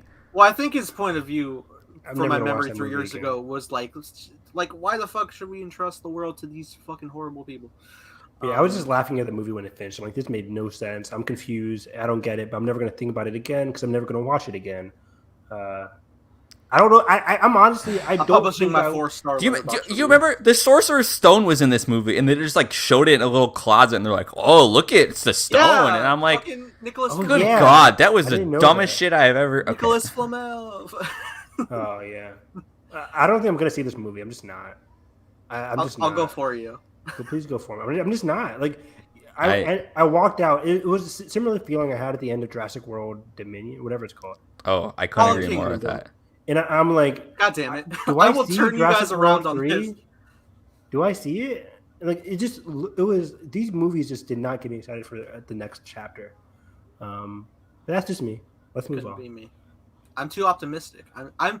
This should tell you like how much of a level of an optimist I am in life. The fact that I can be like, but isn't the fucking opening Krunsgriddle kind of dope? Like, you know what? I'm gonna get tricked all over again. I'm gonna watch the trailer, oh, yeah, you're gonna get tricked, and I'm gonna see instead of executive producer Steve Kloves, I'm gonna see co-written by Steve Kloves, and I'm gonna be so angry at that he can't that they had to get him back, and then I'm like, oh, maybe there's a chance that Steve Kloves like. And I'll be like, oh, Mads Mikkelsen? They're gonna fucking Phantom Menace Rise of Skywalker trailer you. And then you know what it is? It's the damn piano of the Wizarding theme. It's like, dun, dun, and I'm like, dude, I'm fucking in. Let's go. Let's go. Theme, but I guess it's like for the entirety of the fucking franchise. I mean, technically it's Hedwig's It's called Hedwig's theme. Yeah. But that's why I'm here, Carson, because I'll be the one to remind you. Don't do it. Don't do it. Do you think back when John Williams wrote Hedwig's theme, do you think before the gigantic popularity, they were just like, it was literally just supposed to be the Owl's theme, but it was so iconic? Dude, how do you just write that? You can say that was so much of John Williams' work. Have you ever seen that video of him and George Lucas and Steven Spielberg like sitting around the piano, and he's just like, well, I was thinking like Indiana Jones theme, and they're like that's me with literally the fucking entirety of the E.T. soundtrack. I'm like, how the fuck do you capture so much like ominous horror and child whimsy all in like an hour? How the fuck did you do this? He's a freak of nature. He's too good. Really? What if they do the John Williams biopic, and it's just like one of those boring biopic themes where it's just like, oh, hey guys, here's this theme, and it's just like, oh, that sounds good. But nah, give me surrealist Rocket Man imagery where the piano's literally make the piano on fire, and he's just writing like heat in the studio. Like Taron Egerton is John Williams. It can happen. Dye his hair. Fucking shave back his hairline. He did that. He kind of looks like that in the Tetris picture that I've seen or whatever. Poor man can't have a normal look. I need the Kingsman 3 because I need that suave Eggsy look. He's so good. You though? Kingman 2 killed me. God damn it! I liked it. I'm the only one on the device up the girl's ass. Get me out of here. I'm the only one that liked that movie, and that's a movie that categorically and historically I probably shouldn't have liked, but I liked it. Categorically. Yeah, I mean, there's so many sequels I just talked about that are just not good. Jurassic World 2, garbage. Kingsman 2, garbage. And then Fantastic Beasts 2, death. I like all these movies you're listing. Avada Kedavra. Fantastic. Maleficent 2, garbage too. No, that's pretty good. I thought Nathan saw that twice. I can't remember. I saw it twice? Oh. No, I saw it one. Okay, I did a quadruple feature on Halloween. Oh, that's what happened. I saw Maleficent, Mistress of Evil, The Current War, Terminator Dark Fate, and Parasite. And I was mad at you that day because you made Parasite your last movie, and I'm like, and that was your first viewing of Parasite, and I'm like, dude, I'm about to slap you if you're tired. Well, like, I know, I was like with First Man and so much shit. I had that problem, but then I fucking was like awake, yeah. But also, my audience was like the smallest theater I was in, but like my audience was fucking responsive, and it was like, oh shit, it was really cool. Oh my gosh! I saw it there. I saw it again at my Best Picture showcase. I own it. Like I love it. Me too. I still need to get the Criterion. It looks so cool. I think. With the Morse code. Yeah, dude, it's got the Morse code on the cover slip. Yeah, I keep wanting to If you translate that, do you think it says anything? It says Parasite. Oh shit. Yeah, no, like legit, like it says Genius! Bob's done it again. I need to. On a real note, I need to fucking watch Snowpiercer, dude. Oh, please do. It's such a cool Chris Evans role too. I mean, Snowpiercer and The Host. The Host is so. The Host is so underrated, dude. The effects in that are honestly so cool for how really early good it was. For like 2006. Yeah. Liked it. But I think there's one last piece of movie news before we talk about reviews. Yes. Okay. And that is like Denis was talking about Dune this week, and he says Dune 2 Cruise Control. Don't you dare. But he said Noah was. I'm sorry, real quick. Noah was saying in chat the other day. He was like, "I'm watching the best movie ever, Speed 2 Cruise Control with Willem Dafoe and Tamora Morrison." I think he was drunk, but like still. Really? Was he? No. You know. You know what? I haven't seen that movie, so I haven't seen it either. You haven't seen Cruise 2 Cruise Control? No. Cruise 2. Cruise 2 Cruise Control. Speed 2 Cruise Control. I've only seen Speed. Speed's amazing. I've never seen Speed. I've seen Speed 2. Are you serious? No, I'm totally lying. Fucking. That was pretty good. That was pretty good. I'm done. No. No. Oh my god. I have strained my voice from that now. I could go harder, but I will not. This is practice for Big Brother. I gotta practice my lines. Okay, so what was Denis saying? He said WB. I'm just mixing a lot. I'm just focusing on the sequel quotes he was talking about. Good. He said WB is really. I don't know how to phrase it, but like keen, happy. Yeah, good. Keen's good. WB is keen on making a Dune 2. They did discuss doing it back to back, but he's glad that he did not do this back to back. He says, "I don't know how Peter Jackson did it." I don't know how the Russos did it. Yeah, I don't know how the Russos did it either. Maybe they're getting $1 million paycheck because they weren't in the fucking desert. I remember they posted the photo like halfway done, and fucking one of them is collapsed on the ground, just fucking dying in agony.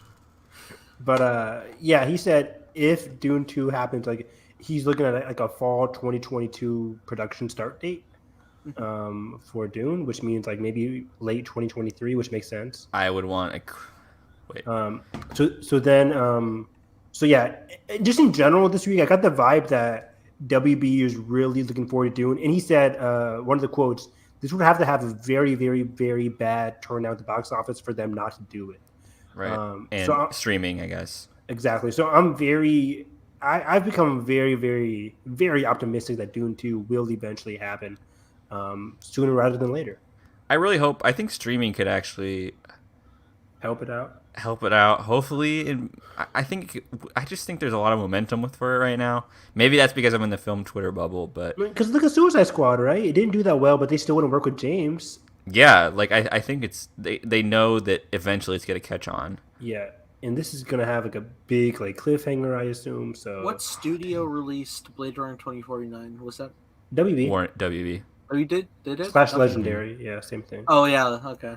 It's always Legendary that gets me. Yeah. But yeah, and then of course there's a comment about how Zendaya will be the main star of Dune 2, co-protagonist with Timothée Chalamet. I can only call it Dune 2 Cruise Control now. I'm sorry. Your apology not accepted, Admiral. Jesus. But also he did say he would love to do an adaptation of Book 2 as a trilogy for this movie. So like Dune and two parts, and then Dune. Can you mute yourself? How do I kick him out? How do I kick him out, Carson? I won't there we go. Thank you. Which, Evan, is so interesting because I've notoriously said before on here, Book 2 is a lot of like internal like trippy mind battle stuff, and I'm very curious how you would adapt that visually. It would be a lot of like dream kind of sequence kind of stuff. If anybody can do it, I trust Denis. Yeah, and it'd make a very interesting end to it for a trilogy. Is Dune? Is the end of book 2? Is it like a? Would you say like a good ending, like a Lord of the Rings kind of ending? Or what? Or there's like a cliffhanger at the end of book 2. I would say it's a good thematic ending for the whole. For Paul. Yeah. Yes. Okay, that works for me. Because like I just don't want to get to a point where it's like, dang, I wish they did another one or something. No, it wouldn't be like that for Messiah. Okay. No, yeah. How many books are there after Messiah? How many books are there? There's 6 books total, but yeah, 3 is I can't say because I don't want to give you any sense of yeah. That's all I really need to hear. But I trust they need to do that kind of trippy stuff. His movies aren't like notoriously trippy, but thematically, like Enemy is pretty trippy if you think about it, like in terms of what happens. And then the ending of Arrival. But yeah, and it would definitely be it wouldn't feel like it would obviously be set in that universe, but in the same setting and everything, but it would have to feel different than the epic grand adventure that is. It would have to be a different tone in a way, which I think would be cool and a challenge. Yeah, so that's exciting. And just imagine a trilogy for Denis Villeneuve. He will. That would just be the best thing ever. If Denis ends up getting to do a trilogy somehow, and Matt Reeves gets to do his trilogy of Batman films, like, dude, I won't complain about anything for a decade. Like, I won't complain about anything. I'm good. Like, that's all I need. Does the cast of characters get bigger with each book? Like, does Messiah have like a lot of new characters? I'm trying to think like get more A-list talent for these new movies. Yeah, Messiah has some.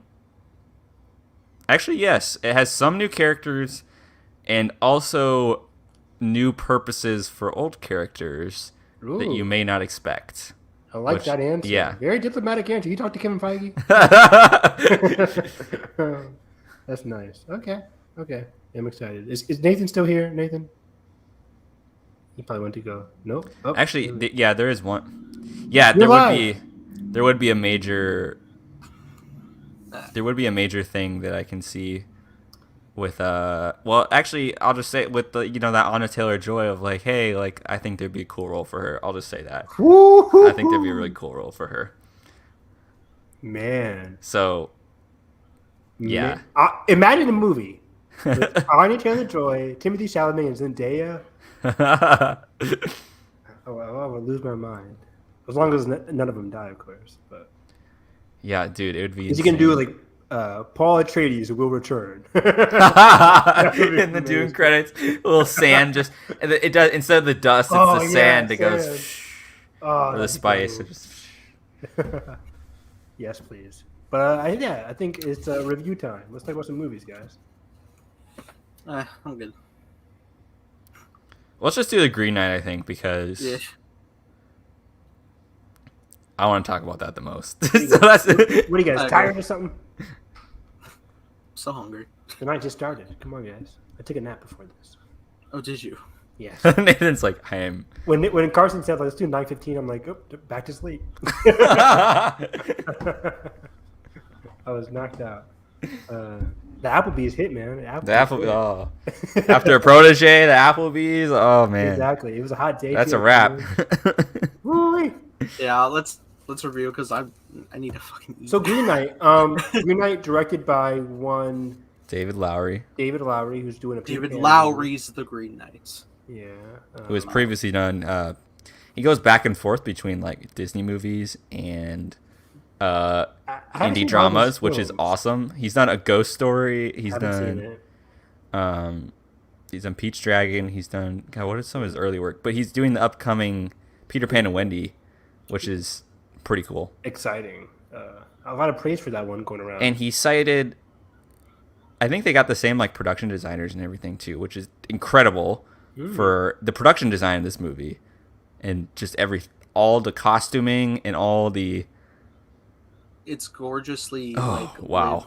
It feels lived in. It is that beautiful sense of like the way Star Wars is a lived in future. This feels like a lived in fantasy where it's like like there's straight up a point spoilers for the Green Knight. There's straight up a point where like he encounters giants and he's just like, "Hey, where are you going?" Like he's not like, "Oh my god!" Like, dude, and I'm just so immersed into this movie by that point too. Like, the effects are insane. Also, and we're not mentioning the prosthetics and the design of the actual Green Knight. Yeah. Makeup that looks so good. That actor that plays him as well he's great. Who played Green Knight? What's his name? I forget his name, but also he did the narration for like my favorite piece of the marketing, which is explaining the history of the lore. Green Knight. Loved that. Yeah. It's like here's how many stories have been told about. Oh yeah, Ralph Ineson. Yeah, it's crazy how like apparently like this story was like almost lost in like a burning fire of like books, but like miraculously it survived. Mm-hmm. Nobody knows how. Nobody knows who wrote it. Which matches the tone of whatever happens here perfectly. The opening, dude, with the king's like demonic voiceover. Speaking of, just seeing, I just think of it as the Mission Impossible Fallout guy as the king. Sean Harris. Sean Harris, so good. As soon as I saw him, I'm like, he's in this movie. Oh fuck, wow. that's who it was. Oh my fuck. Yeah, you recognize the voice now. I recognize the face mission. now. Yeah. Oh my god, that is who it was. Because I was just you like, should have killed me, bum. I was like, yeah, cool. King Arthur. But oh god, Sean Harris was really good in this. Yeah. Really good. That's great. So Dev Patel was great. Alicia Vikander with 2 roles. Yeah, fucking awesome, dude. Did you guys know Aaron Kellyman was in this? No, I didn't. I knew it. I didn't know. I didn't know this.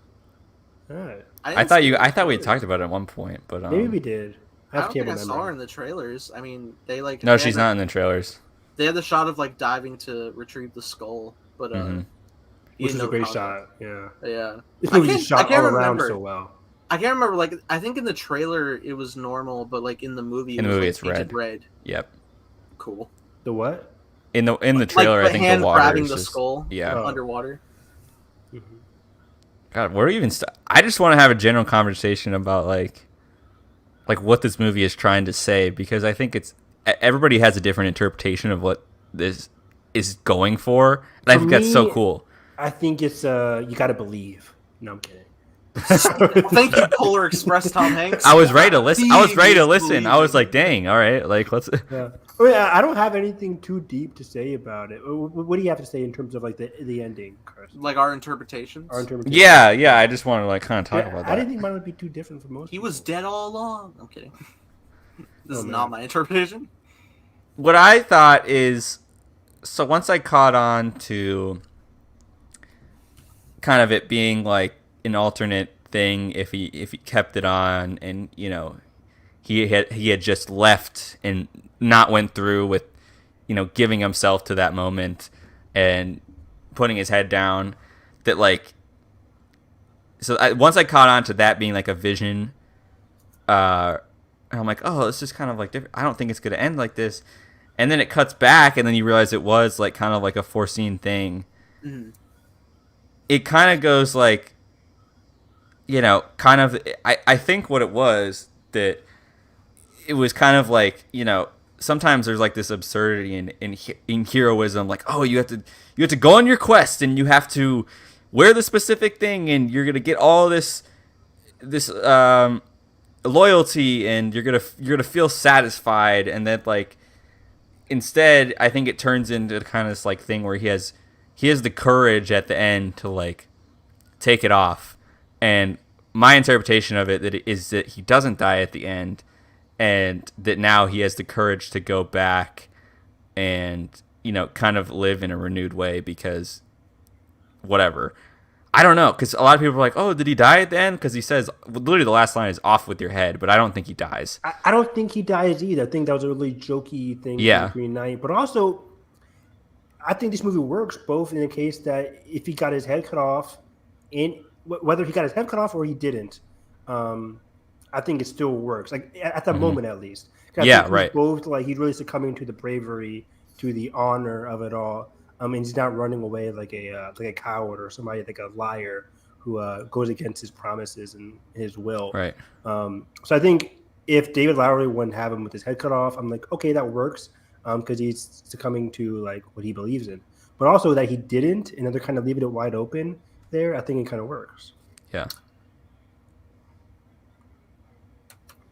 Correct. I was like, I think be like, it's good. My interpretation was a fascinating one. I feel so bad for Trey.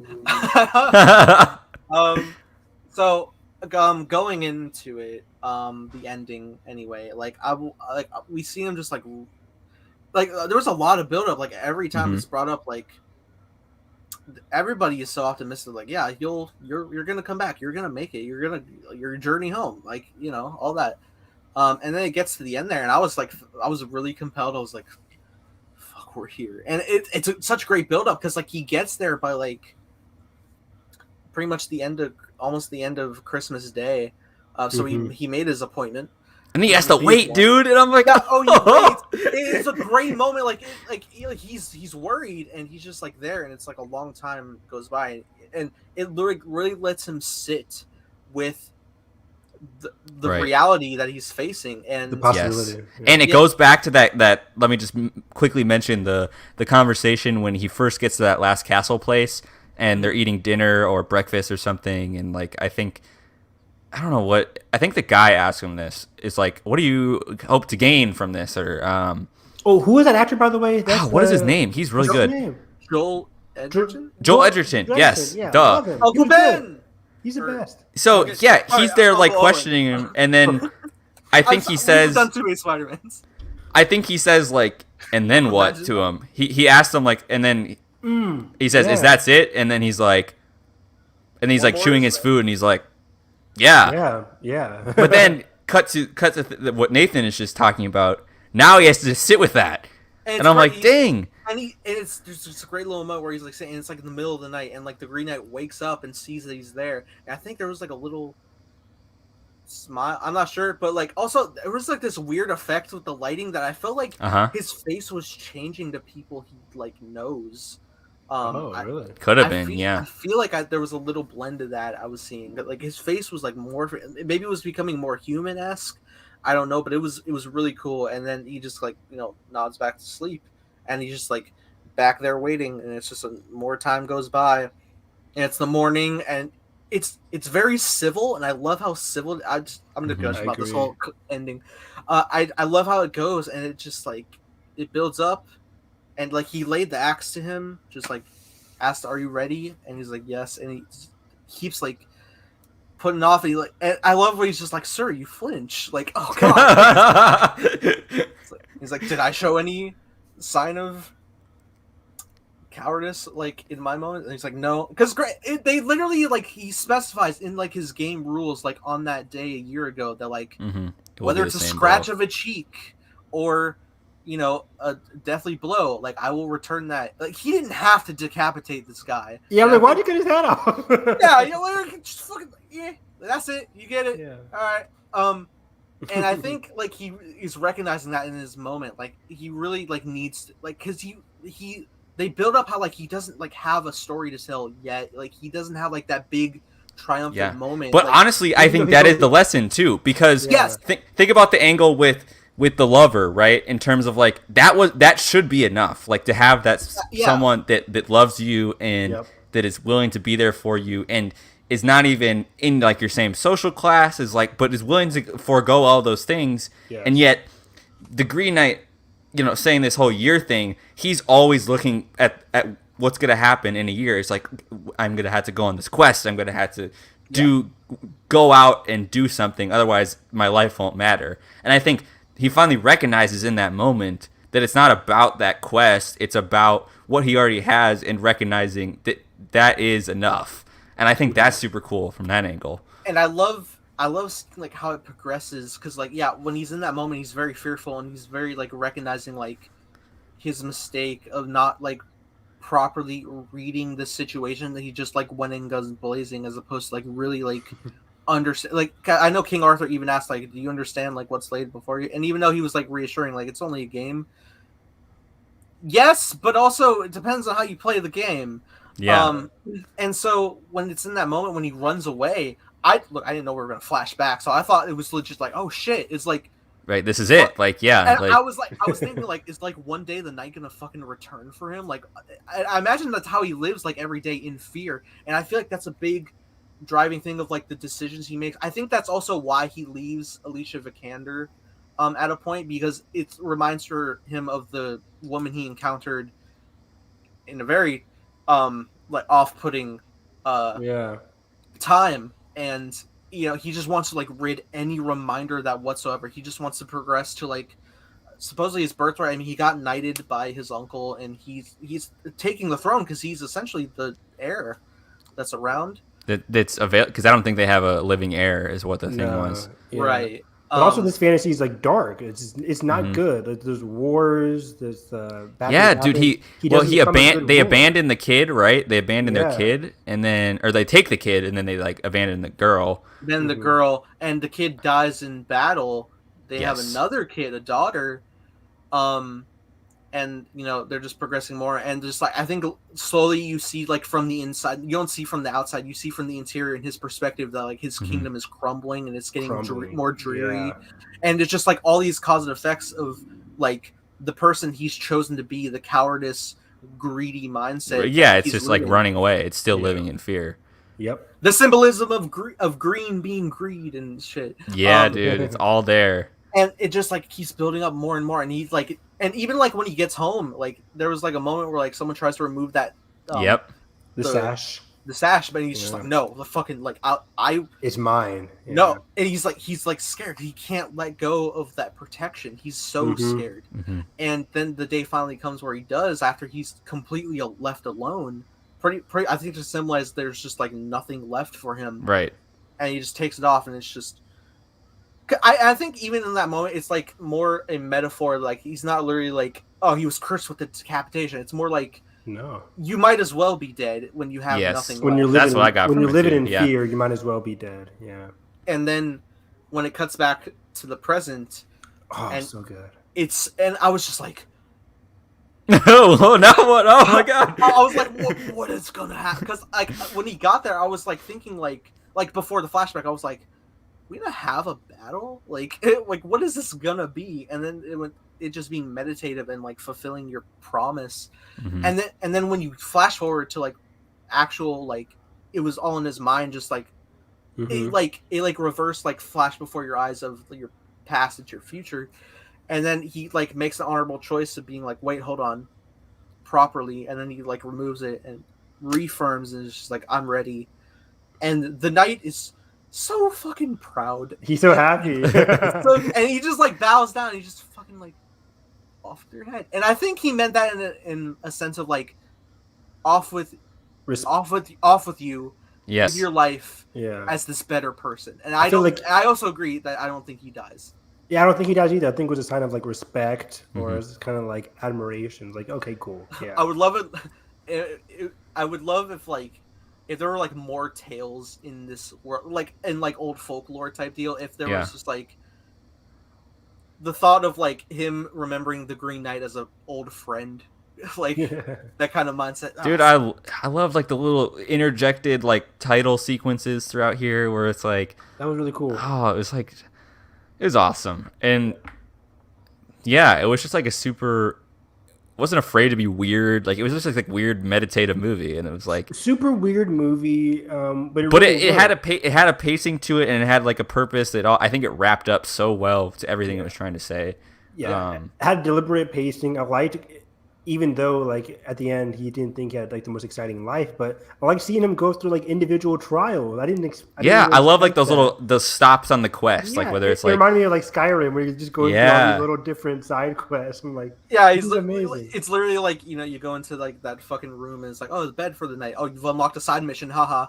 Dude, and even it's so good every time. And then like Barry Keoghan's character, like in the field or whatever, and he's like, "Are you a knight? You look like one." Like. And then they like rob him, and then that whole like horror sequence in the like, oh my god, with the skull. Rest your bones, brave little knight. I'll finish your quest for you. And the way they like pan around, and it's like he's just a skeleton and then they go back, and like another like sense of like seeing what could be. Yeah.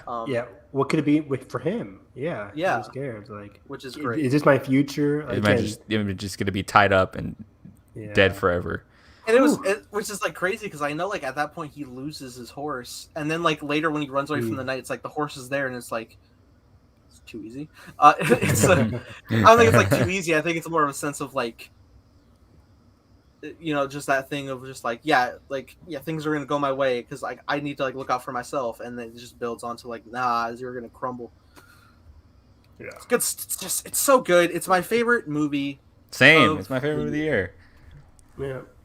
I think it's in my top 10. I don't know where I put it. I think like number 5. Is your top one? What was your top movie of the year so far? I think it's still A Quiet Place, but Coda. Coda was still. Oh man, I love Coda. So it snuck in that top 5, probably. Coda did. Coda definitely top 5. I think it's number 2 for me right now. Coda and A Quiet Place. But yeah, this movie. I really want more movies like this where we don't really get a lot of fantasy movies these days. So thank you A24. But fantasy movies with big like themes, it doesn't have to have a lot of action.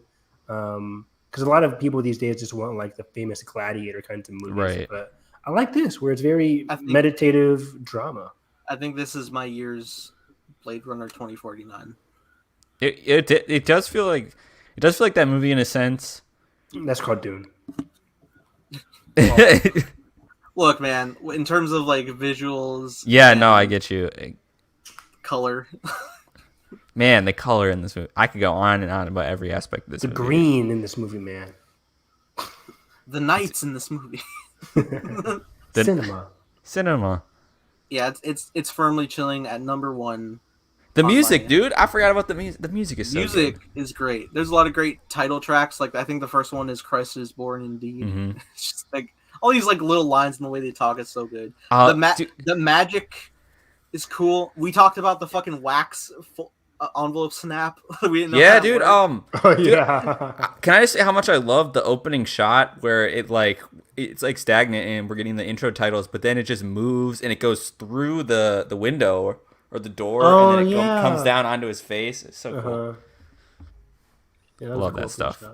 It's also weird because like if I didn't watch that like history of the Green Knight story video that they put out, I would not have known that the dude with the face tattoos was Merlin, or like maybe even that this was King Arthur, because I don't think they explicitly stated. Right? Do a little bit. Or, I mean, I think they said like the king. Yeah, they don't say King Arthur. They say the king because like why else would you just be like King Arthur, sir? Like, hey, King Arthur, how's it going? Dude, I love in that like vision sequence where he like the king knights him like basically on his deathbed. Yeah, I love that. Because it's like I just imagine Nathan just like sitting there, but at what cost? What cost? And then yeah, when he has the child and like leaves Gander, I was like, oof. No. Hey, what's going on here? I was really worried. I was like, don't let this be the ending. I don't want to not like this movie. Right. Dang. What a picture. Good movie. It's good. I'm so tired. I love this movie. Yeah. Do you guys want to do Suicide Squad real quick? No, we can wait. I want to rewatch it actually. The last two. No, because I want to give it its time because it's so cool. I do too. But like, it's so funny. You did put in the title. It's the last. I need to change them. That's good. We'll do Suicide Squad first next time. Yeah, how about that? Okay. And we're gonna have a crazy what if episode 3. We did some James Gunn characters, original James Gunn characters from Guardians, and then original adapted characters, originally adapted for the screen. Carson presentation properly. Where can they find you? You guys can find me over at Twitter at the Film Carson, and yeah, I think I'm gonna go try to sneak in a movie right now. I don't know what I'm gonna watch, but yeah, so many. Oh, and Annette, I forgot Annette is out this weekend just randomly. There was like no tweets about it. Amazon Prime's releases, so weird how they release movies. I don't understand it. But yeah, so there's like 4 movies that I want to see. I gotta pick one. So yeah, catch me watching some more movies, reading some more High Republic stuff, and we'll be back Monday for our ongoing Spider-Man saga, and hopefully Nathan gets his No Way Home trailer so we can live in peace. Going through withdrawals. Anyway, where can they find you? Find me on Twitter at HarrisEV9. Taking a small break from Big Brother this weekend. One of my favorites is seeming like he's going home on Thursday, so I'm like, I might not watch the feed this much this week, so less BB23 tweets from me. But anyways, I'm excited to watch Homecoming on Monday. I've been having a lot of fun doing our Spider-Man rewatches. The Amazing Spider-Man duology, really good. And I finally finished Race to Crash Point Tower. So I'll be reading Out of the Shadows starting next week as well. So I'll talk about that on our next Hyperspace Hype episode. You can find me at Nathan Ross 2nd, hold for laughter. Well, the one fucking time. I call you out before you can do it. It's only funny when you just don't bring attention to it, and then I remember. It's not as funny when you bring attention to it. I mean, Nathan Ross 2nd, where I exist. But otherwise, yeah, man, we're in the swing of things with Spider-Man and Marvel and movies and cinema, and it seems like a lot of back-to-back releases right now are being held very positive, so that's nice. Yeah. Oh, dude, I just realized your shirt was R2. It's a metalhead, and it's R2. Really cool shirt. That's awesome. Did we announce on were we live when we said we might go live for the Spider-Man No Way Home trailer? Yeah, we were live. Breakdown? Okay, cool. I didn't know if you were live or not. We weren't live. We went live when Carson was taking a big bite of whatever. But we were talking about that in podcast, though. I didn't know if you were on the podcast when I said it or not. We talked about so many things before the podcast, I never really know. But yeah, we might be live again for No Way Home if it drops early this week. Nice. That's it. That's it. Yeah. Close us out. May the force be with you. What are you still doing here? It's over. Go home. Go home. Ring the bell. Ring the bell. Thank you, Evan. Thank you for the one viewer watching. Ben, ring the bell, Ben. Ring it. You're the moderator. My moderator doesn't have the bell on. The bellinator. You're fired. Wait, you're unfired. All right. Have a great day, everybody.